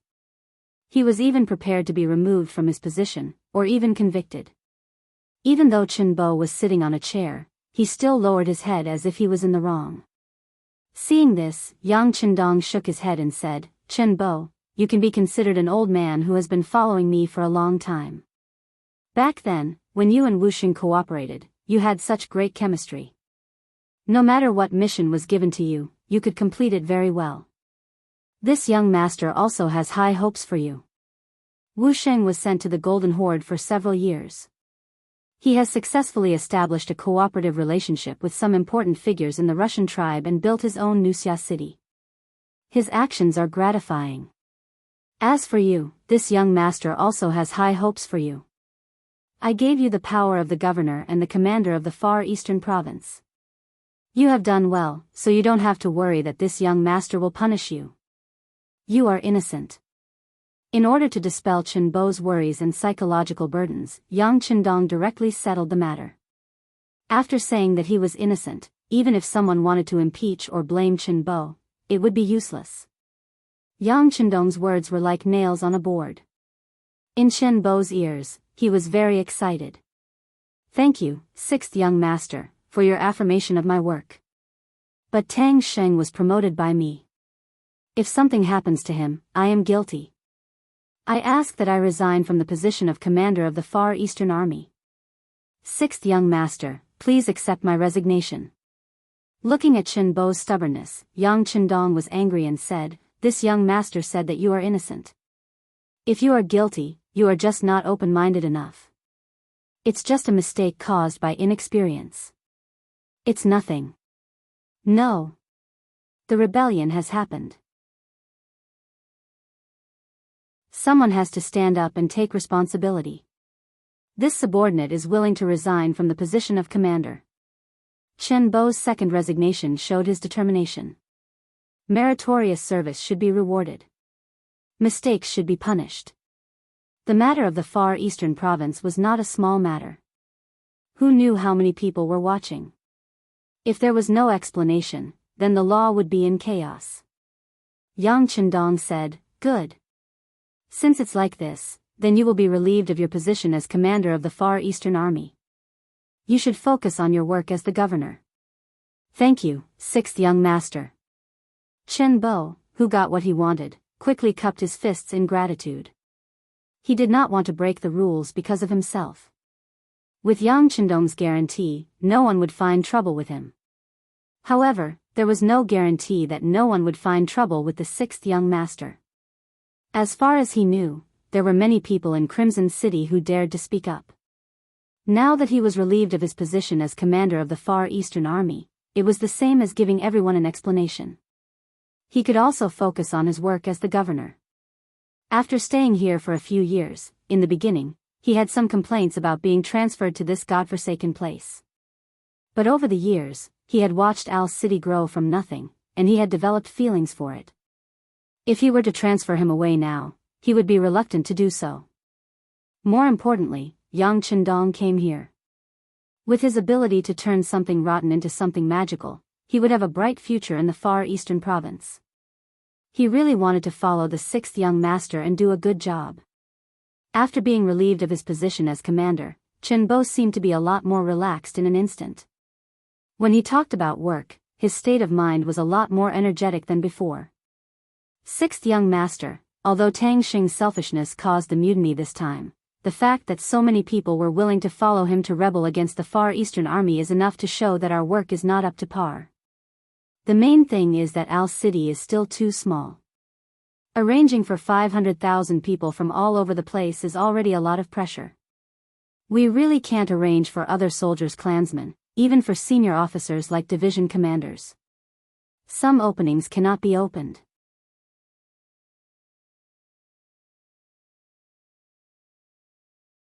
Chapter 1394. Yang Chendong stood at the side and listened attentively.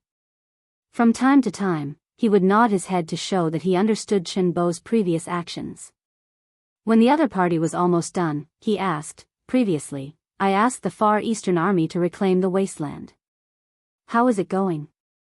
Speaking of wasteland, Chen Bo immediately perked up. "Sixth young master, according to your instructions, this is what we've been doing during this period of time. With the efforts of 500,000 people, we've reclaimed a total of 20 million mu of land in the past 5 years. The land here is really fertile.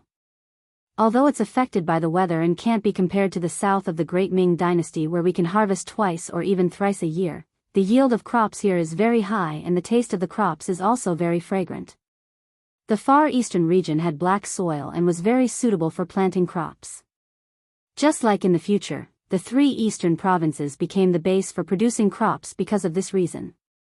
Hearing that 20 million mu of land had already been reclaimed, Yang Chendong nodded heavily.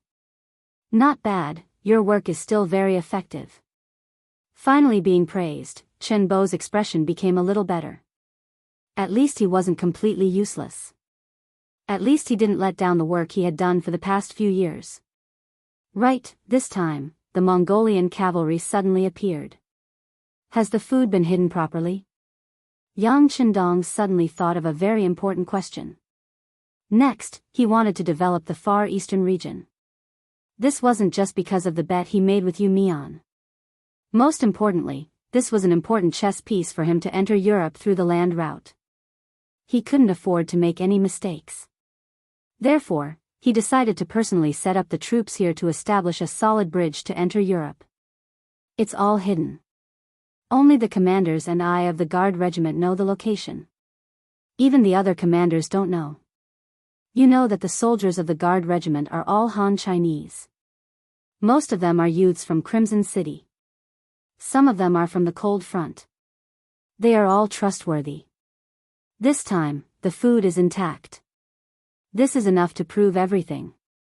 Good, this matter is well done. If one wanted to develop a place, they had to solve the problem of their stomachs first. If one couldn't even fill their stomachs, how could they talk about development? How about this, take out all the food.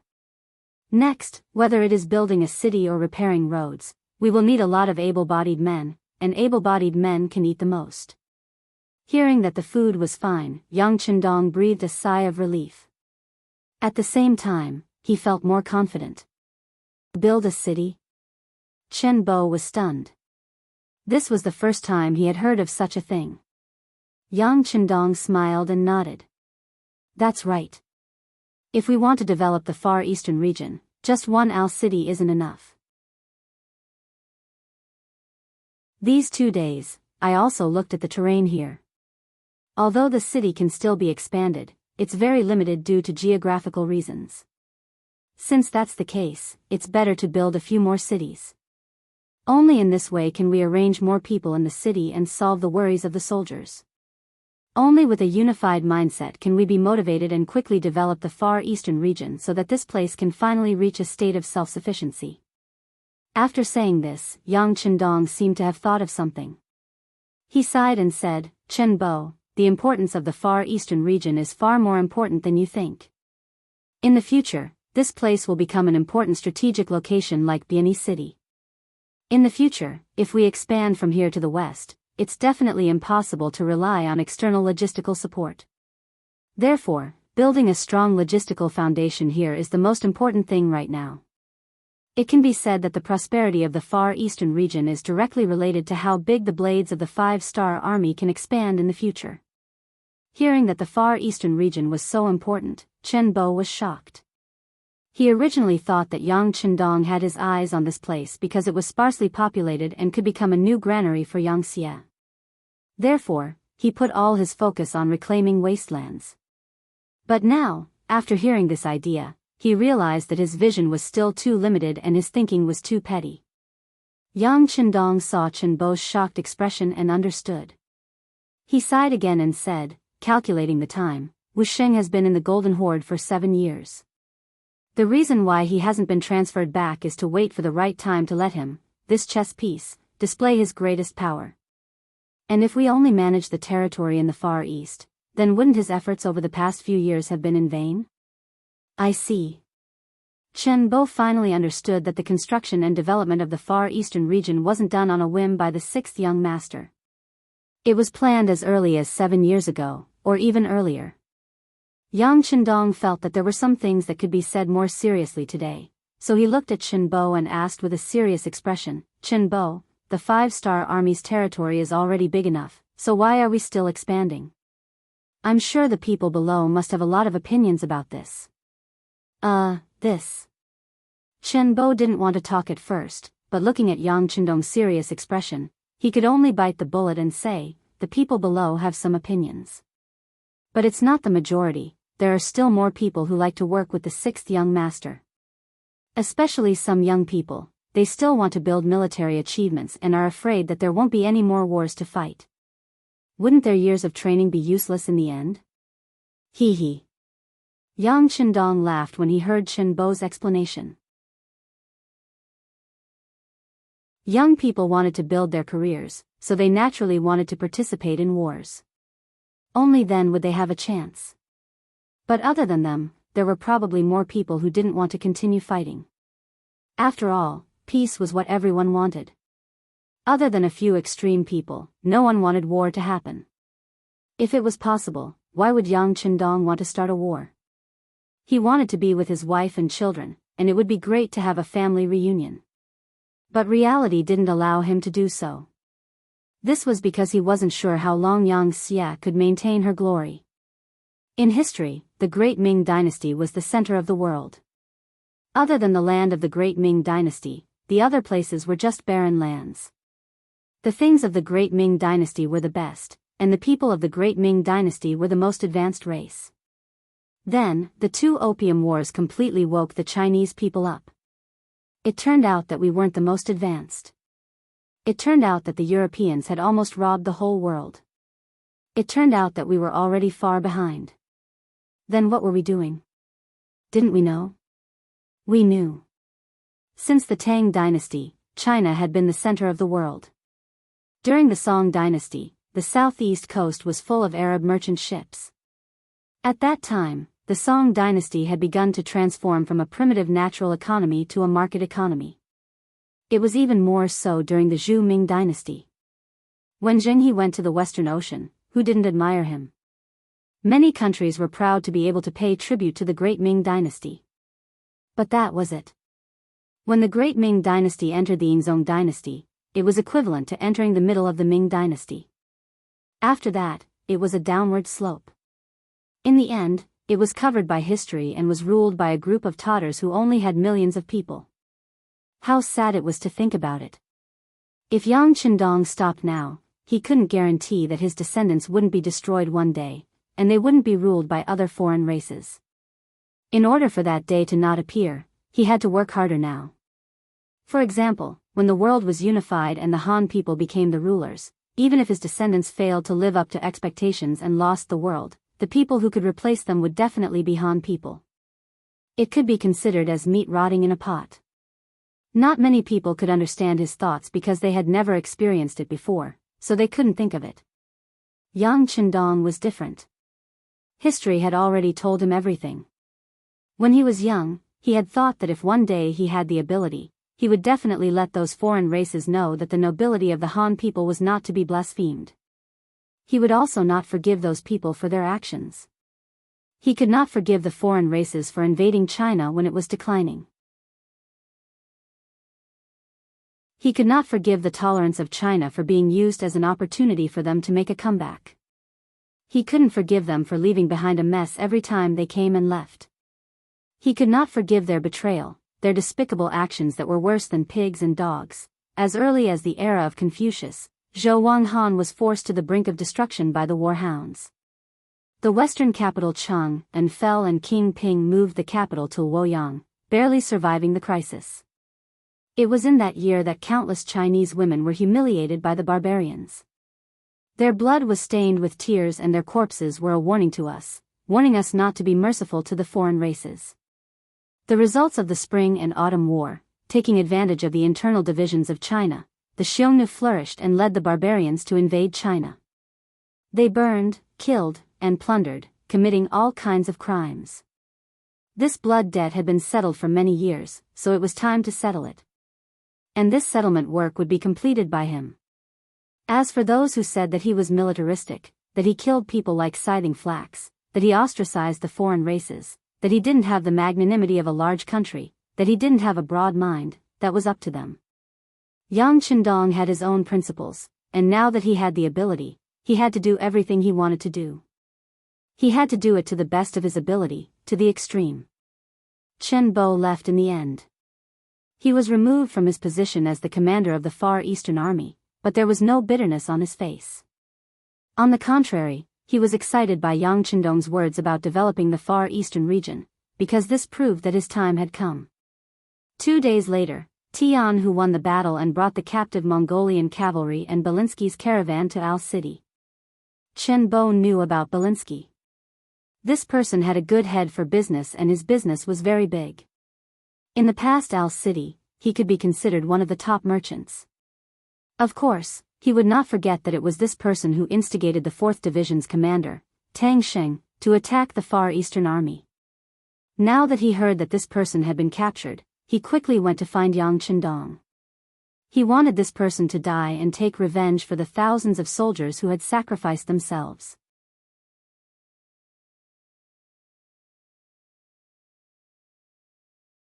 Chapter 1395. When Chen Bo arrived at the governor's mansion, he saw Belinsky standing in the reception hall, meeting with Yang Qindong. Yang Qindong sat high above and looked at Belinsky with great interest. He was the only one standing in the middle of the field. On his left was Beta Persei, and below him were Tianhu, the 1st Cavalry Division's Division Commander Temu, as well as the Far Eastern Army's 1st Cavalry Division's Division Commander Dai Qua and the others.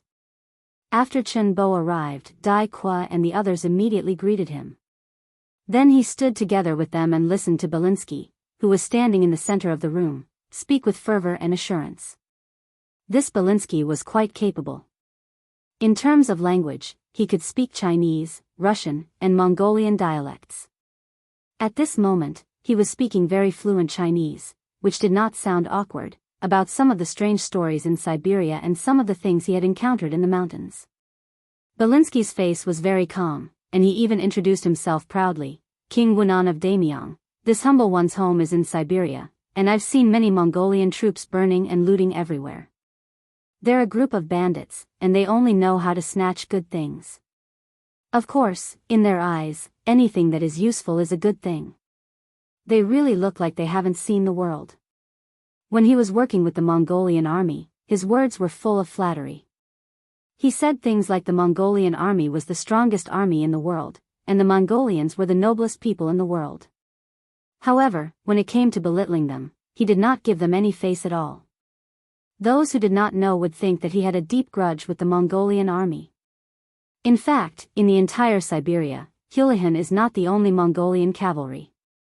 As far as this humble one knows, there are 7 or 8 other forces of different sizes. The only difference is that compared to Houlihan, they're poorer and weaker. Apart from that, there are also a few native Russian tribes. Some of them have become quite powerful and have their own protection teams. If it weren't for the fact that they lack weapons and battle experience, they wouldn't be much weaker than the Mongolian cavalry in terms of numbers. Respected King Wunan of Daimyong, this humble one can contact these people, and we've done business with them in the past, so we have some friendship. As long as you give the order, this humble one can bring your greetings to them. I'm sure that at that time, everyone can form an alliance to deal with the Mongolian cavalry. Honorable King Wunan of the Great Ming Dynasty, this lowly one has traveled to various places as a merchant. I am very clear about where there are small paths and where there is a main road through which an army can march. If your Majesty needs, this lowly one can present a self-drawn map at any time. It will certainly play a big role in your Majesty's control of the situation there in the future. Respected King Wunan of Daimyong, this humble one, Belinsky was like a long-tongued woman who didn't know what fatigue was. He kept his mouth open for more than an hour, to the point that his saliva was flying everywhere and his lips were starting to crack. Finally, he shut his mouth. Perhaps there were still some things that he hadn't said, but based on his experience, he had already said a lot. This was enough to please this young Bugnam of Gojoseon. As for taking out everything in his heart, only a fool would do such a thing. Since the two of them were working together, he had to keep some trump cards. Otherwise, how could he fight for the initiative in the future? Seeing that Belinsky had finally shut his mouth, Yang Chendong smiled and nodded with satisfaction. Then, he looked at Ba Daojiang and said, "Take him away. He's tired. Don't let him talk too much. Let him draw out the map of Siberia that he knows." "Yes," Ba Daojiang replied. He had already seen the meaning in Yang Chendong's eyes. He had to properly entertain this foreign profiteer and dig out all the things in his head. At the very least, he had to make sure that he wouldn't cooperate.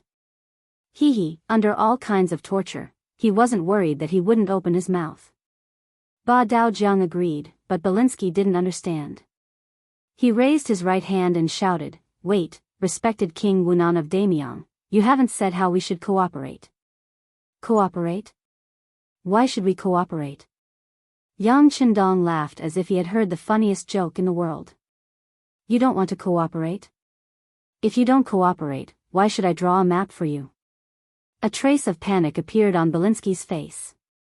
When he was talking about himself, he didn't say where he came from, but I. Perhaps this was his true thought. In his heart, he did not respect Yang Chendong that much. It was only because the situation was not as good as Yang Chendong that he had to say this. "You know how to draw a map." Seeing that Belinsky still wanted to make a fair deal with him at this time, Yang Chendong laughed loudly. He was confident that after Ba Daojiang made his move, the other party would soon know why the flowers were so red. At that time, he would say what he knew, and those who didn't, he would talk nonsense. Yang Chendong's eyes revealed a look of disdain. He was treating Belinsky as a captive, which made the merchant unable to remain calm. He was originally a little flustered, but now he shouted, "No, you can't treat me like this. I'm here to discuss business with you. If you do this, it will make me disappointed." "Wrong, you're not here to discuss business with this king. You're this king's captive. You were captured by Commander Tianhu. Everyone can testify to this." Yang Chendong couldn't allow the other party to slander the reputation of the 5-star army. Although they killed people like flies, they still had their reputation. he would still keep his word to his friends. Belinsky suddenly remembered that he was indeed brought here by Tianhu. Although he chose not to resist the 5-star army's cavalry, and even wanted to use the opportunity to meet Yang Chendong to prove his ability and practical value. However, it was also true that he was a captive. From the looks of it, he had miscalculated. He couldn't use his status as a captive as an excuse. He rolled his eyes and shouted again, "I'm a big merchant of the Russian tribe. I have many powerful friends in Siberia. If Bugnam of Gojoseon wants to harm me, do you think it will anger them? Once they join forces with the powerful Mongolian cavalry, I'm afraid Arching will change hands a second time." Belinsky's face was full of threat as he spoke. He was just short of saying, "Uncle B is very angry, and the consequences will be very serious." "Are you threatening me?" Yang Chendong was stunned at first, and then he looked up to the sky and laughed. The other high-ranking officers of the 5-star army in the other halls couldn't help but laugh out loud as if they had heard the funniest joke in the world. Belinsky blushed as he looked at everyone. Although he didn't know what he had said wrong, he knew that these people were looking down on him when he saw how they were laughing. He thought that if he didn't argue now, he would be captured by the ferocious 5-star army. His life would be worse than death, so he needed to save himself. Just as everyone was laughing, he suddenly shouted, "Don't think that I'm joking. Let me tell you, many tribes are still waiting for me to do business with them. Without me, they won't have a trade route.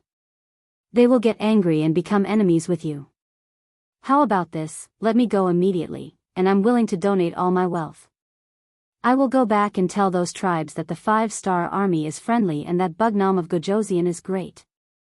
I guarantee that they won't have any ideas about you." It was half a threat and half a plea. When things didn't develop as he expected, Belinsky really panicked. He was afraid of death because he had money. He was more afraid of death than anyone else. When he realized that money couldn't save his life or bring him glory, his heart was in a mess. "Oh, you still want to continue trading with those people? Do they have money?" Yang Chendong finally asked with interest. His efforts didn't go to waste. Belinsky wasn't afraid of being asked questions, but he was afraid that the other party would ignore him. He immediately became spirited and said, "Respected Bugnam of Gojoseon, although they don't have money, they have things that we can trade with.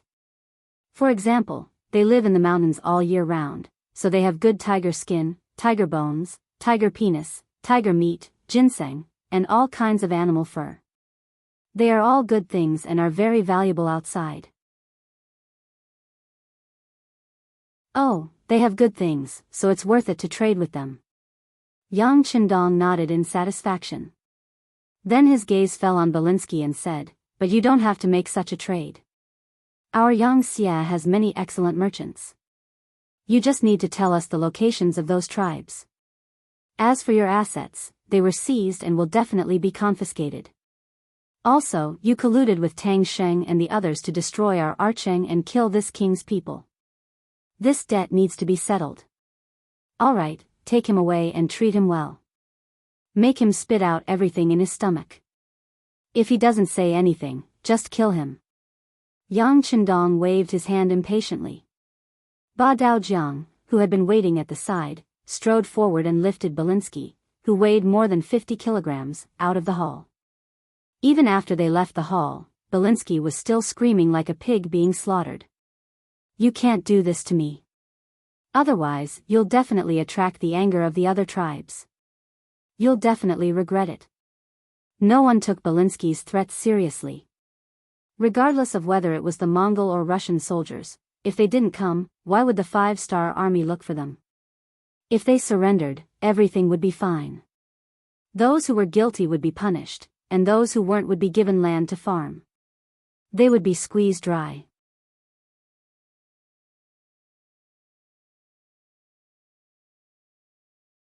Chapter 1396.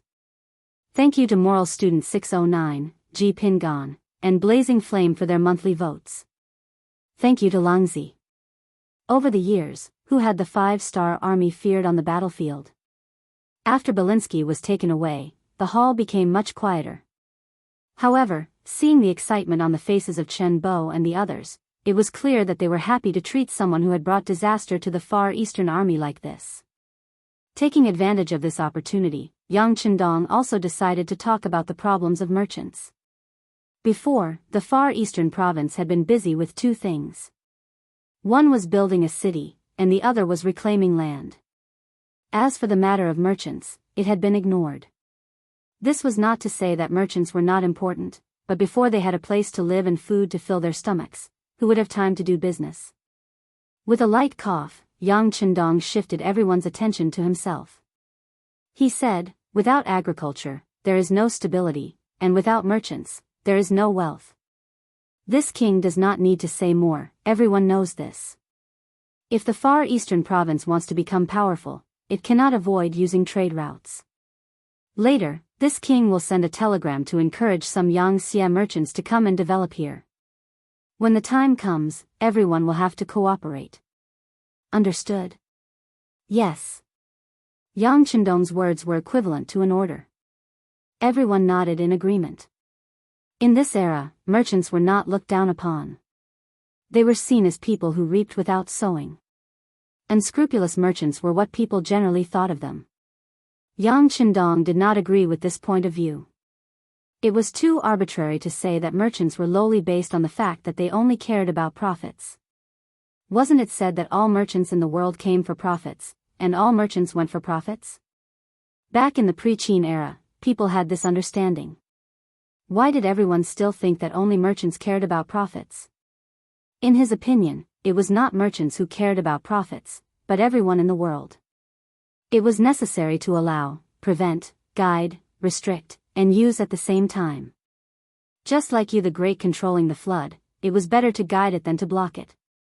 We can develop commerce, we can develop industry, we can liberate the productive forces, we can liberate the mind and everything that can be liberated. Yangxia cannot do without commerce, and even more so cannot take commerce lightly. On the contrary, commerce and agriculture should be placed on the same level of importance. The only difference was that it was based on agriculture and focused on commerce.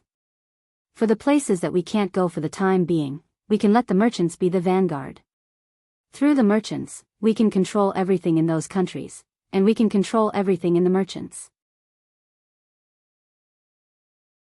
Some people would think that capturing captives and serving the corvée is inhumane, not benevolent and righteous enough, and not enough to show the demeanor of Yangxia. In the face of these doubts, Yang Chendong threw them aside for the time being. Innovation meant that he had to go through a process from not understanding to understanding. In this process, he did not intend to listen to other people's opinions. In his mind, there were too many successful experiences of the later generations. He just needed to use them and did not need to prove them. Since that was the case, why would he need to listen to other people's opinions that were not correct?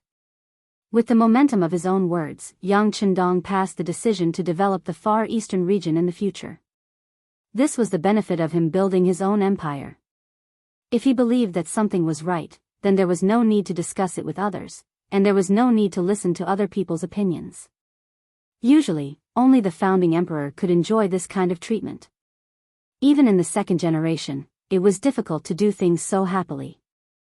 From time to time, there would be people who would use the ancestral rules and regulations to stop the wise ruler from doing things that would benefit the people and the country. The matter of the merchants was put aside for now. When the real merchants came, Yang Chendong would have a good talk with them. Not only did he need the merchants to pay more taxes, he also needed to understand the situation of the various forces in Siberia through these merchants. He believed that they would definitely surprise him. After Belinsky was taken away, Yang Chendong got someone to bring over a sand table while everyone was still around. He brought up the matter of building a city and building a road that he had discussed with Chen Bo. Pointing at the sand table, Yang Chendong said loudly, "Considering the Far Eastern region's vast territory and sparse population, it is impossible to completely control this place with just Archeng. This king has decided that apart from Archeng, we will first build 4 cities. They will be in Ding's city in the northeast of Mount Aloy. That will become the core of the Far Eastern region's northeast. After the city is built, we will use it as a starting point to develop it. It can also become the granary of the Far Eastern region and provide all kinds of food. Build a Han city south of Archeng, which is near the Stanov Mountains, outer Xing'an Mountains. It will be a huge transit station that will be responsible for the future communication between the Far Eastern region and the Han. Build Tongbei City south of the Han city by the Erguna River, near the present Mo. It will be an important hub that connects the three eastern provinces. In the future, the resources sent from the Yangtze provinces will all pass through here. It will be more convenient and faster, and it will also reduce the losses on the road. Build Alei City west of Archeng in the Upper Yansk Mountains. It will be the front line of the military and constantly monitor the various weapons factions in Siberia. Once they have any intentions, it will become the western gate to prevent them from sending troops to the Far Eastern region. This will ensure the safety of the rear and allow for peace of mind. After pointing at the 4 places, Yang Qindong put down the baton in his hand and looked at everyone present. Choosing these 4 places wasn't just because of Yang Qindong's whim. It was a combination of distance, geographical location, mineral resources, water sources, and whether the surrounding land was flat or not. It was based on the development of the Far Eastern region in the future. It wasn't an exaggeration to say that even if there was a fake beast, it would be impossible to find a more suitable place. No objections.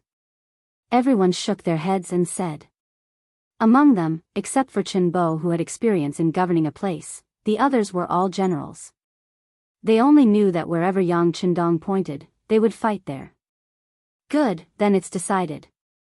Yang Qindong also knew that talking too much about this topic was like playing the lute to a cow, so he simply decided to be direct. After choosing the location, it was time to arrange the manpower. During the Zhou Ming dynasty, there was no so-called industry, and technology was not developed. Many things needed a large number of people to complete.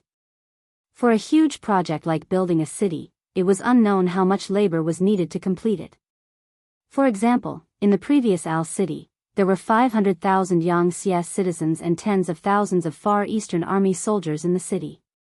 It only took them a year to build the outline of the city. When the city had a scale, it was already a few years later. Labor was indispensable in building a city. The more, the better. The great man Grandpa Mao once said that there was strength in numbers. This also explained why it was easier to do things with more people. Al City, which had just experienced a riot, now had a population that was 20% less than before. In other words, there were only about 400,000 citizens. Thus, it was easy to imagine how difficult it would be to complete the 4 new cities before the arrival of winter. At least at this time, Chen Bo lowered his head and didn't say anything. He had experienced this kind of thing before, so he knew better than anyone how difficult it would be. On the other hand, the other generals didn't care. They believed in Yang Qindong. Since the 6th young master said that it could be built, it would definitely be built. As for what to do, it was still the same sentence. They only needed to do what he said. No one said anything. Yang Qindong didn't point to anyone to answer his question. He opened his mouth again and said, "Has the food been transported to the city?" This sentence was, of course, directed to Chen Bo. Previously, he had hidden the food because he didn't have much confidence in the safety of Al City. But now that Yang Qindong was here, Chen Bo naturally felt relieved. He didn't believe that there was anyone in the world who could take something away from the 6th young master. The food has been transported to the city. Now, all the large granaries in the city are full. There are still many stored in the original cellars. Chen Bo said with his chest puffed out and his head held high. This was the only thing he was proud of in the Far East for a few years. Good. The rest of the food doesn't need to be transported to the granaries in the city. Just divide it into 4 and send it to the other 4 cities. Yang Qindong nodded. With enough food, he had enough confidence to do things. Tianhu, when you go back, distribute the horse meat that died in these battles. You can also form a hunting team and go into the dense forests and deep mountains to hunt wild beasts. At the same time, you can also let people go down to fish. Remember, don't take the small fish. Even if you catch them, you have to put them back. If you want to catch, you have to catch the big fish. The next work will be very tiring. It won't be enough to just have food without meat. Yang Qindong looked at Tianhu. But these words were also for everyone to hear. As the saying goes, the emperor doesn't lack hungry soldiers. If you want a horse to run, you have to feed it grass. The horse's mane and tail had to be kept. They were strategic resources. The horse couldn't be wasted. Although it couldn't be made into leather armor, it was still better than nothing. The soldiers of the 5-star army couldn't use it, but it was still a hot commodity if sold to ordinary people. Horse meat was, of course, the most precious. It was shaved off from the bones and mixed with wine to detoxify it. The taste was very good. The bones of the horse couldn't be thrown away. They were thrown into the pot to make soup. It was one of the world's delicacies. Then, the bones were smashed open. The bone marrow inside was so fragrant that it made people bite their tongue. The internal organs of the horse were also good things. The heart, liver, spleen, stomach, and kidneys could all be cooked together. The large intestines and small intestines were also one of the best ingredients. A pot of horse offal was also a famous dish. When the time came, coupled with the game obtained from hunting, the meat problem could basically be solved. This was the case for this year. However, they couldn't always use this method in the future. If they hunted more, the number of wild beasts would naturally decrease. If the fish were too small, they couldn't catch them. Otherwise, it would be very difficult to eat fish in the future. Since they had decided to develop in the long run, it was impossible to not have a long-term vision. The kind of fishing in a pond would only be done when there was no other way.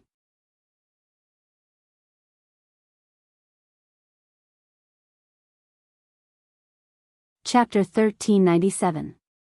After the food problem was solved, Yang Qindong's next speech revolved around 3 major points. First, build 4 cities to ensure that everyone could live in the cities and have their own houses to keep warm before the winter snowfall. Second, build roads. The roads between the 5 cities, including Archeng, had to be built so that 3 carriages could pass side by side without congestion. Only in this way could they ensure the smooth flow of information and ensure that if one side was in trouble, there would be reinforcements from all sides. Third, continue to cultivate wastelands. The commander of the new Second Army that followed Yang Qindong not only escorted a large amount of supplies and tens of thousands of soldiers, but also millions of Yang Xia's people. The more people there were, the more food they needed. If there wasn't enough land, they wouldn't even be able to solve the problem of food and clothing. How could they talk about development? It should be mentioned here that the Zhou Ming dynasty still hadn't completely solved the problem of the people's bellies. This wasn't because they didn't work hard, but because the difference between the output of the land and the food that the people needed was too big. For example, in the current Great Ming dynasty, other than potatoes, 1 mu of land could only produce a little more than 1 dan of grain per year. But how much grain could an ordinary young man eat in a year?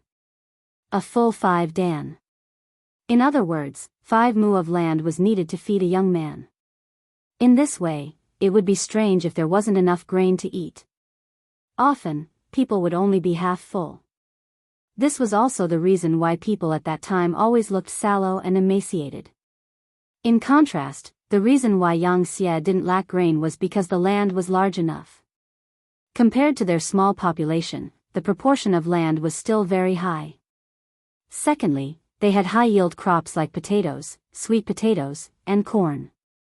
These crops could easily produce 7 to 8 dan, 10 dan, or even 20 dan of grain per year. The emergence of these crops greatly alleviated the problem of Yang Xia's lack of grain. Not only that, they could also be sold to the outside world. This was all because they had a good foundation. In addition, Yang Xia had built many greenhouses. Even in winter, there were still vegetables to eat. This made many Yang Xia territories no longer have the concept of no vegetables in winter. Naturally, food was not a problem. Yang Qindong proposed 3 general directions and began to arrange the work. As the governor of the Far Eastern region, Chen Bo was naturally responsible for the construction of the 4 cities. Tian Hu's first cavalry army was responsible for the defense of the battlefront, hunting in the forest, and fishing in the water. In short, he was responsible for the supply of meat. The new Second Army's first cavalry army was responsible for the reclamation of the land and the construction of winter greenhouses. Yang Qindong would personally oversee the construction of the roads. He also wanted to take advantage of the time when the roads were being repaired to take a look at the mines and minerals in the area. He wanted to prepare the raw materials for the construction of the factories in the future. After the meeting, everyone received their tasks and began to get busy. At the same time, the first batch of laborers was brought to the 4 cities in batches. Chen Bo personally led them, and the Far Eastern Army soldiers were responsible for escorting them to the 4 cities. These laborers were mainly Mongolian captives. Other than that, there were also soldiers from the Far Eastern Army's 4th Cavalry Division. They had followed Tang Xing onto the wrong path, and now it was time for them to redeem themselves. There were also people like Qi Wu, Zhang Mian, and Li Dai who had joined Tang Xing later on. It must be said that they had been wronged. They had made the wrong choice at the last moment, and now, they had become criminals. They needed to serve in the military and return to their original identities. Other than these laborers, Yang Qindong also allowed the people of the Far Eastern region and the various tribes to participate. As long as they worked, whether it was building cities, repairing roads, or reclaiming land, they would receive corresponding rewards. After that, they would use the Chinese currency printed by Yang Xie to buy food and daily necessities from the 5 cities. These people could also apply to join the Yang faction, but they needed to apply in advance. After that, their performance would depend on their performance.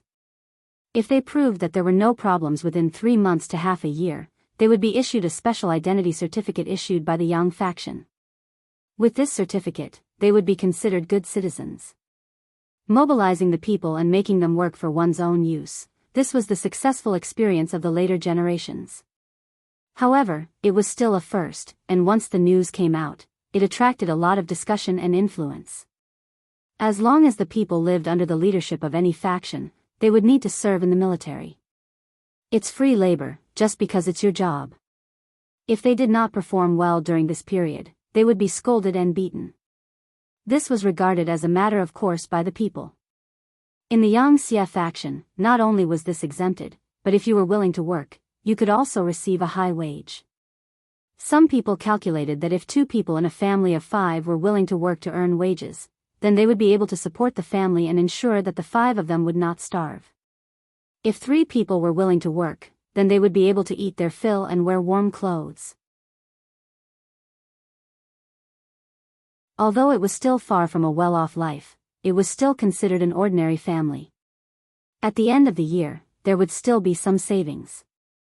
Therefore, when this policy began to spread, especially by the local people like Nikolai who supported the 5-star army, more and more Russian people who were hiding in the mountains began to come out and rush to the nearest Yangxie city. Never underestimate the power of the people. Especially under Yang Qindong's proposal, all the labor paid would not be calculated by the day, nor by the month, but by the value of the labor. In other words, the people who could work would earn more, and the people who could not work would earn less. A contract responsibility system was implemented. In this way, the enthusiasm of the people was greatly aroused. Not only did the people earn more money and live a better life, but it also increased the speed of the construction of the 4 cities and the development of the wasteland. When Chen Bo heard the progress of the work from his subordinates, he was stunned. If this method could have been used during the construction of Arles City, the city would have been a completely different sight now. Of course, this was just Chen Bo's imagination. Some of the innovations were not something he could think of. He did not have Yang Qindong's influence, nor did he have his decisiveness. If the same thing was done by him, when some of the policies were implemented, it would inevitably lead to all kinds of discussions and doubts.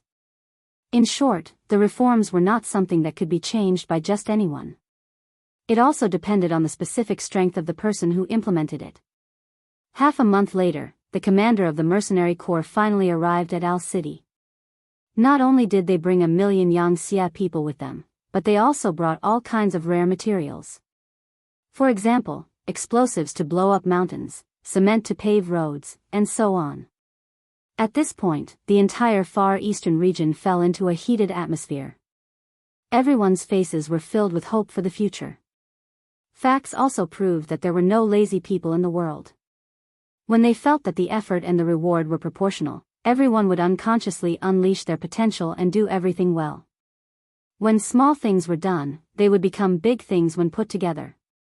The development of the Far Eastern region entered the fast lane. It was even faster than Yang Qindong imagined. Not only did the people of the Far Eastern region respond positively, but the tribes hiding in the mountains also came out. Even the people of Siberia who heard the news crossed thousands of mountains and rivers to come here. They wanted to have something to eat, to not be frozen in winter, and to have a safe haven. Yang Qindong adopted a reward system for these foreign people who came because of the reputation. Those who came first could only be slaves. After that, they had to work hard and contribute enough to become commoners. In the end, they could get rid of their temporary identity card and get an official identity card of an ordinary citizen. If there were people who performed well, they could be promoted to Han citizen. One of the reward systems was that they could report people who were doing bad things. This way, they could find all suspicious people through supervision and there would not be any loopholes. At the same time, if they were serious about their work, they could often exceed the quota and lead others to do better. They would be seen as role models. Also, if they were to spread rumors, they could attract more people to be used by the 5-star army. These were all meritorious deeds that were of great help to the evaluation. With the perfection of the system and mutual supervision, many people with unknown identities were quickly found out. After the investigation by the Security Bureau, they found that most of them were spies from the Mongolian army and belonged to various forces. There were also a few spies from the large Russian tribes. They doubted the authenticity of the 5-star army building a city in Dali and sent people over to investigate. For such people, Yang Qindong ordered his men to release them. He even asked his men to show them around the cities so that they could have a better understanding of what the 5-star army was doing. This would make it easier for them to make the right choice. What made people not know whether to laugh or cry was that there were spies from Baiming and Southern Ming among these people. It was really difficult for them to come here from thousands of miles away just to see what the 5-star army was doing. When Beta Persei reported the discovery of spies from the Great Ming Dynasty to Yang Qindong, he could not help but sigh. It seems that both Baiming and Southern Ming have already seen me as a great enemy. Forget it, it won't be long before I deal with them anyway. I'll just detain these spies. If they're willing to stay, I'll arrange jobs for them and see what happens. As for those who refuse to change, I'll just kill them. Yang Qindong did not boast that he was a saint.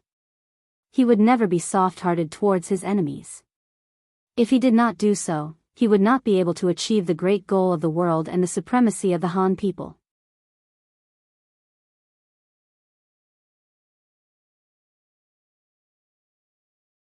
Chapter 1398. Thank you, Moral Student 609, Yuan Zinan's monthly votes and rewards. Lungzi thanks you.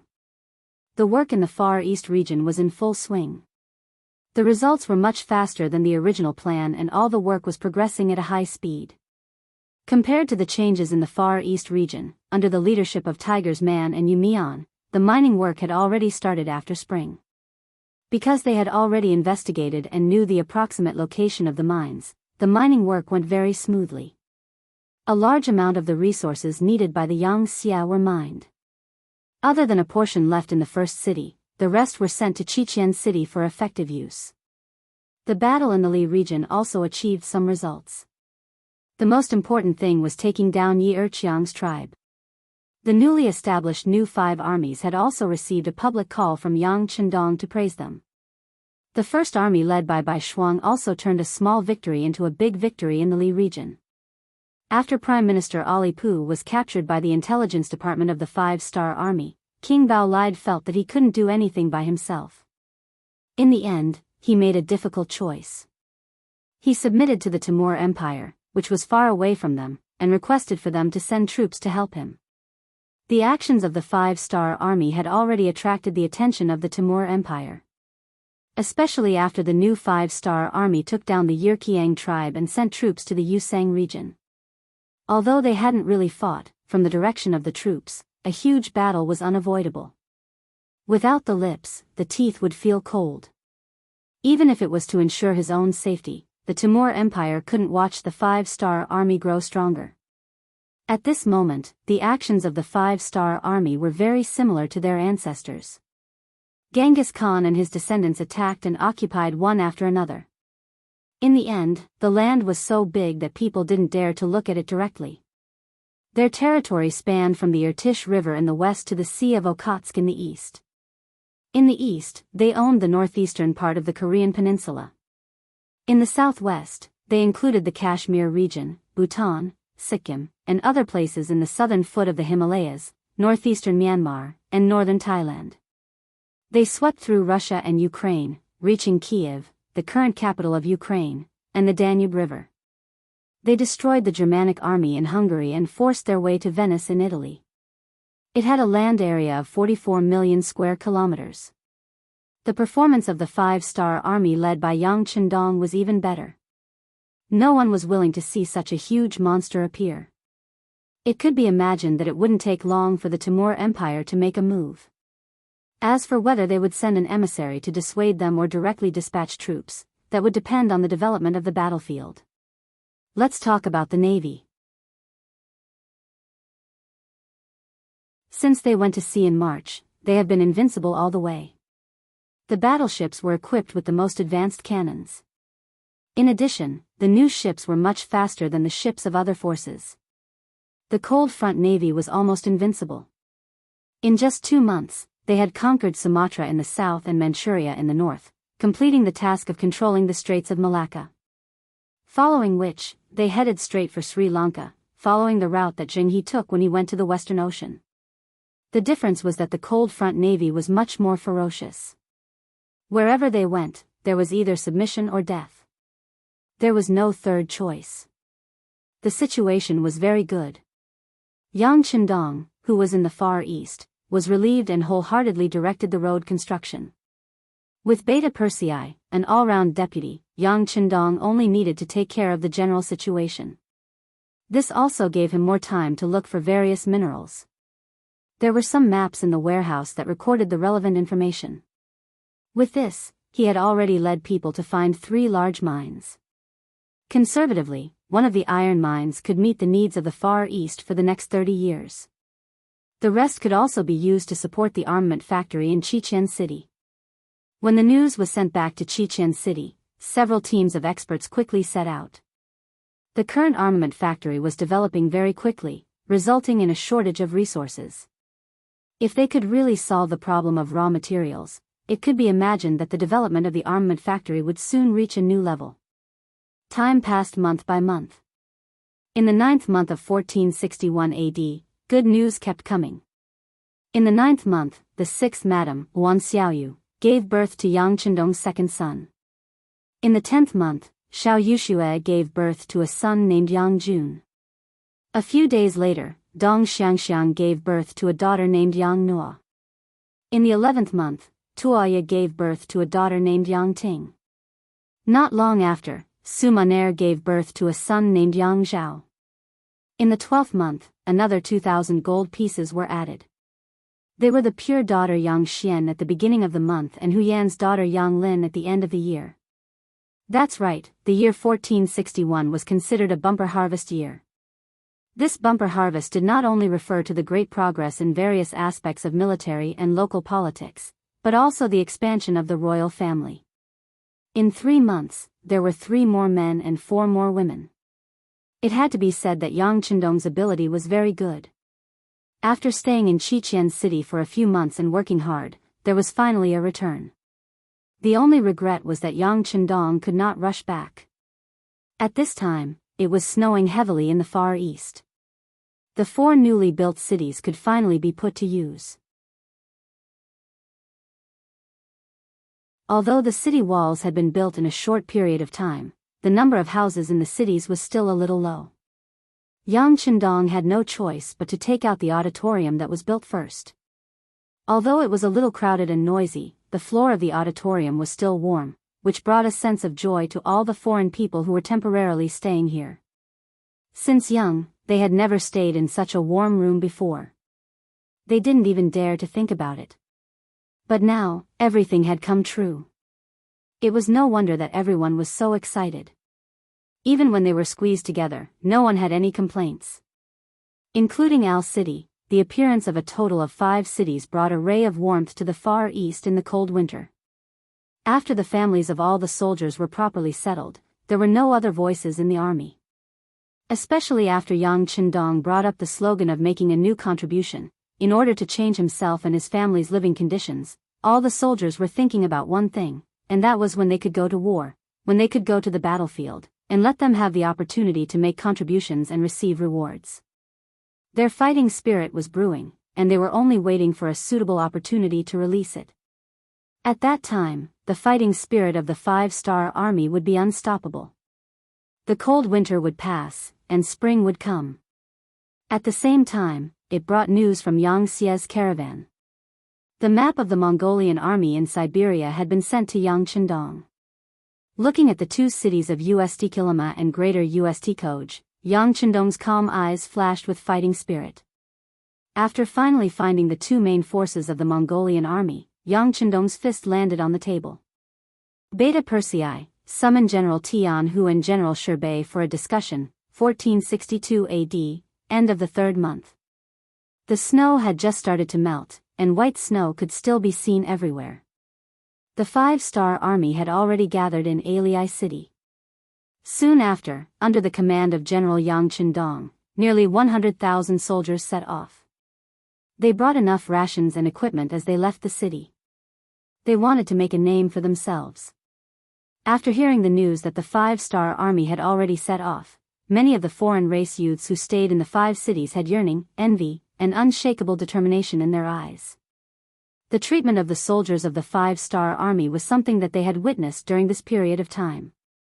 Excellent equipment, generous treatment, lofty status, respected social status, all of these were things that made people jealous and envious. They had also joined the army. In the past, they had worked hard for their tribe, and some had worked hard for the Mongolian army. However, that was because they did not have enough food to eat or warm clothes to wear. How could it be compared to working for the 5-star army? The difference in status and treatment caused the 5-star army soldiers to be filled with a sense of honor, and they were filled with the spirit of a master. One could imagine the spirit and fighting ability of this kind of army. It was not something that the Mongolian soldiers who were just trying to make a living could compare to. This kind of army was naturally very attractive. Regretfully, slaves did not have the right to sign up for the 5-star army. At the very least, they had to be commoners. If there were many people signing up, they would need to be commoners. Just like that, many of the slaves who had just joined Yang Xia not long ago lost the chance to join the army. Thinking about the treatment of the 5-star army soldiers and the delicious rice and food that they would occasionally help out in the army, one of the slaves could not help but drool. At the same time, he made up his mind to perform well and become a commoner as soon as possible. This way, he would have a chance to join the 5-star army in the next recruitment. Reward system, good treatment, and social status. These were the changes that Yang Qindong had made to the military system. In a subtle way, it solved the problem of the lack of soldiers. Compared to the other factions who moved for the king and shut up for the country, it was much more practical. Everyone had their own selfish motives. When they were respected and their lives were greatly improved, perhaps they would have more thoughts and their realms would increase. However, if someone did not even have enough food to eat or warm clothes to wear, what was the difference between saying loyalty to the king and serving the country? Even if they said these things, how much could they agree with it in their hearts? If they did not agree, how could they be proactive? Thinking about it, one was to be forced to go to war, and the other was to want to make military contributions and perform well on the battlefield. If these 2 armies met, what would the result be? Even an idiot would be able to guess who would win and who would lose. Yang Qindong brought the five-star army with strong fighting spirit and left the Far East region, bringing the envy and yearning of countless people into Siberia. At the end of March, due to the geographical location of Siberia, the weather in Siberia was not as warm as in the south. It was only warm around noon when there was plenty of sunshine. At other times, especially at night, it was still very cold. As the snow melted, the roads became muddy and difficult to walk on.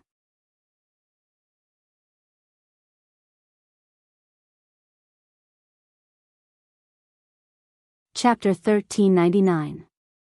Any other army would not have chosen to set out at such a time. The damage to themselves would be far too severe. But for the five-star army, the effect was very ordinary. Once the soldiers got used to this method of marching and got used to the environment and weather, it only took them 2 days to recover.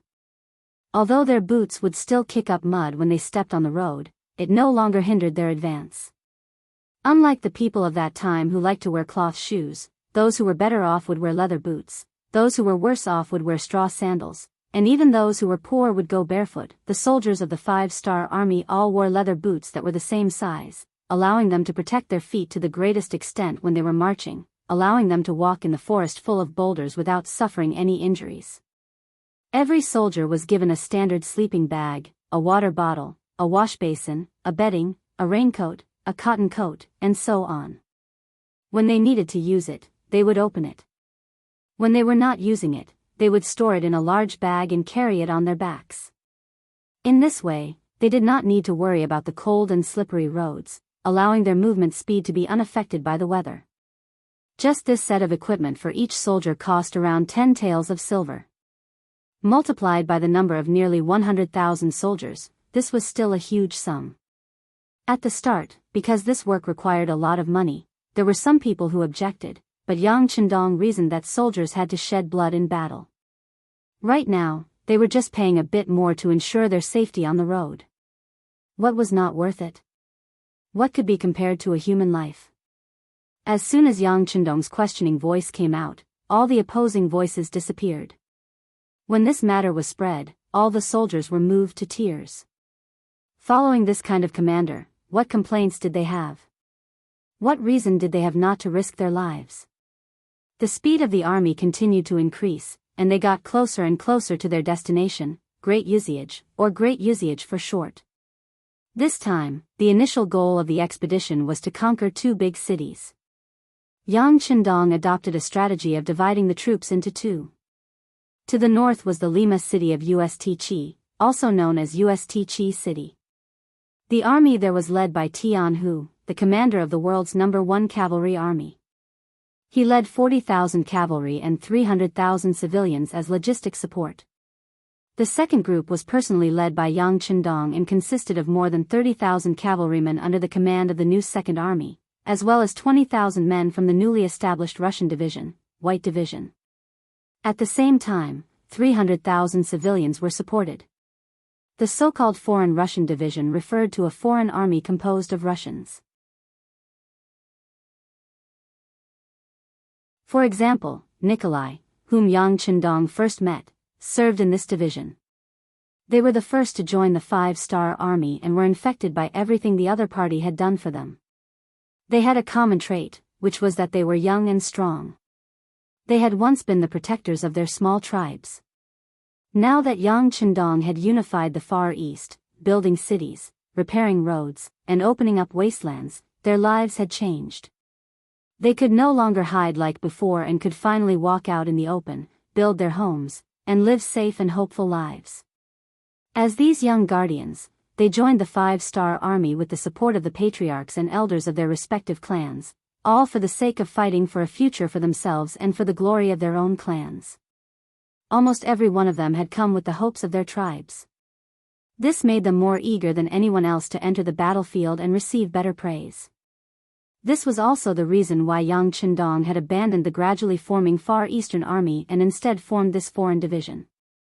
It was important to emphasize that the Far Eastern Army was left behind in the Far East for this war. After nearly a year, Chen Bo had finally been reinstated and became the commander of the Far Eastern Army. They were left behind to defend the 5 cities and at the same time, to supervise the civilians under their rule to not cause trouble, which would allow them to work better.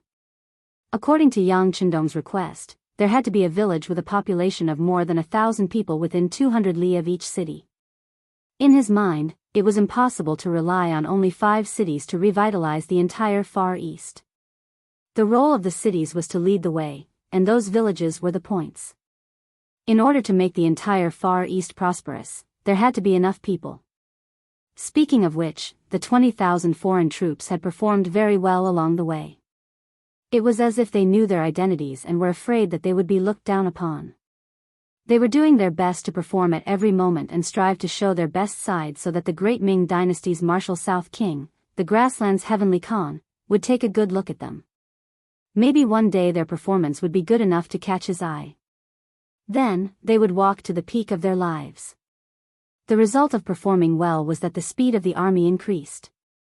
The journey that was originally scheduled to take nearly 2 months was completed in 1 month, which was twice as fast. It was the end of April, and the mountains in sight were covered in a layer of light green. The trees had begun a new cycle of growth, and the grass had also sprouted and stubbornly pulled out of the soil. Great Raven City. The weather continued to warm up, causing the city to emit a trace of vitality. The city gates opened and the bazaar opened. Many merchants walked into the city.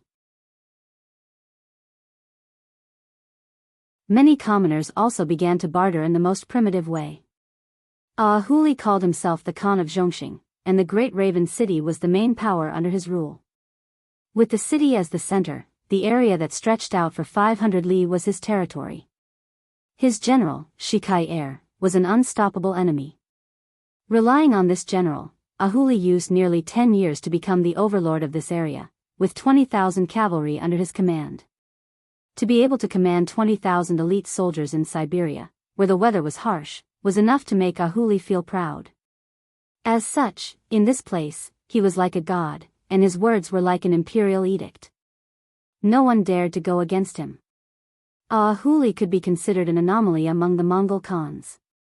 He was not like the others who only knew how to kill and think of ways to rob when they ran out of things. He was someone who placed great importance on production and construction. For example, the Great Crow City under his rule had very good public security. Not only did the soldiers not offend the common people, even the merchants who passed by would happily let them pass as long as they paid the taxes according to the area. The safety of the merchants within a radius of 500 miles was guaranteed. As such, the Great Raven City was relatively prosperous, and many nearby tribes even chose to live in the city after understanding the situation. This made the Great Raven City one of the most prosperous cities in the area. Whenever Ahuli walked out of his residence and saw the bustling scene in the city, he would smile and be in a good mood. Great Khan, the city is like this because of you. As expected of the Son of the Heavens, you love the people like your own children. You should let us learn from you and imitate you. Seeing that Ahuli was in a good mood, Shikai quickly flattered him with a look of worship. Ha ha ha.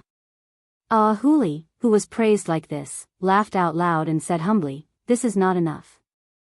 This Khan is thinking whether or not we can lower the taxes for the people. They have suffered too much, sigh." When he heard that the taxes would be reduced, Cycle's expression changed, and his eyes flashed with an inexplicable anger. If it was in the past, he would definitely speak up to stop it. Although the taxes in the Great Raven City were a bit high, reaching 5% of the taxes, they protected the people. However, they had ensured the safety of the people. This was something that could not be bought with money in this chaotic world. Speaking of which, this was not the first time Ahuli lowered the taxes. Originally, it was 7% of the taxes. Every time it was lowered, Cecil would object. If this went on, it wouldn't be long before the food in the city's storehouse would dwindle. Wouldn't it be dangerous if a war broke out? This time, Shikai did not speak up to stop it. He only hesitated for a moment before saying, "This is the Great Khan's action of caring for the people. It is admirable." General, you don't object? Originally, he was already prepared to give up if Shikai opposed it. In fact, this time, he didn't have any hopes of passing this resolution. He was just testing the waters, and he would continue to raise it. Once he raised it enough times, it wouldn't be good for Cecil to keep opposing it.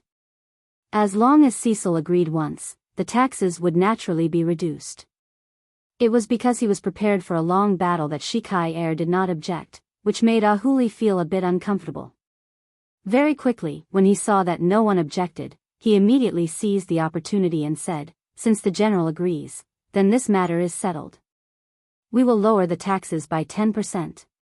In the future, 4% of the taxes will be enough."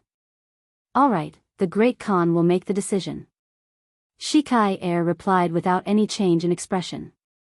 The matter of lowering the taxes was actually settled so easily. Ahuli was in a good mood and returned to his residence with a group of bodyguards. Zyker also rode back to his residence. Not long after he returned, another captain, Bushi, walked into the study and saw General Zyker sitting in his chair like a golden blade. The two sat facing each other. When there was no third person in the study, Shikai opened his mouth. "Brother Bushi, did you know? The Great Khan lowered the taxes again." "What?" Bushi, who was about to pass the cup of horse milk to his mouth, heard this and his expression changed. He then said with some agitation, "It's still going to be lowered? There are very few merchants in the city and we don't take care of the land like the Han people. If the taxes are lowered, what will our army eat?" It was no wonder Bushi was so agitated. Although 5% of the taxes in the Great Crow City looked very high. But in reality, there were very few people who could actually pay the taxes. In ancient times, taxes were mainly collected for merchants and farmers. The Mongols were not good at farming and only merchants paid the taxes. However, there were only a few merchants in the city. If they relied on them, it was impossible to feed the 30,000 cavalry. Now that the taxes were lowered, did they want the soldiers to patrol with empty stomachs? You're tuning into the Carefree Valley YouTube channel. Don't forget to subscribe and join us on this journey to catch the most captivating stories.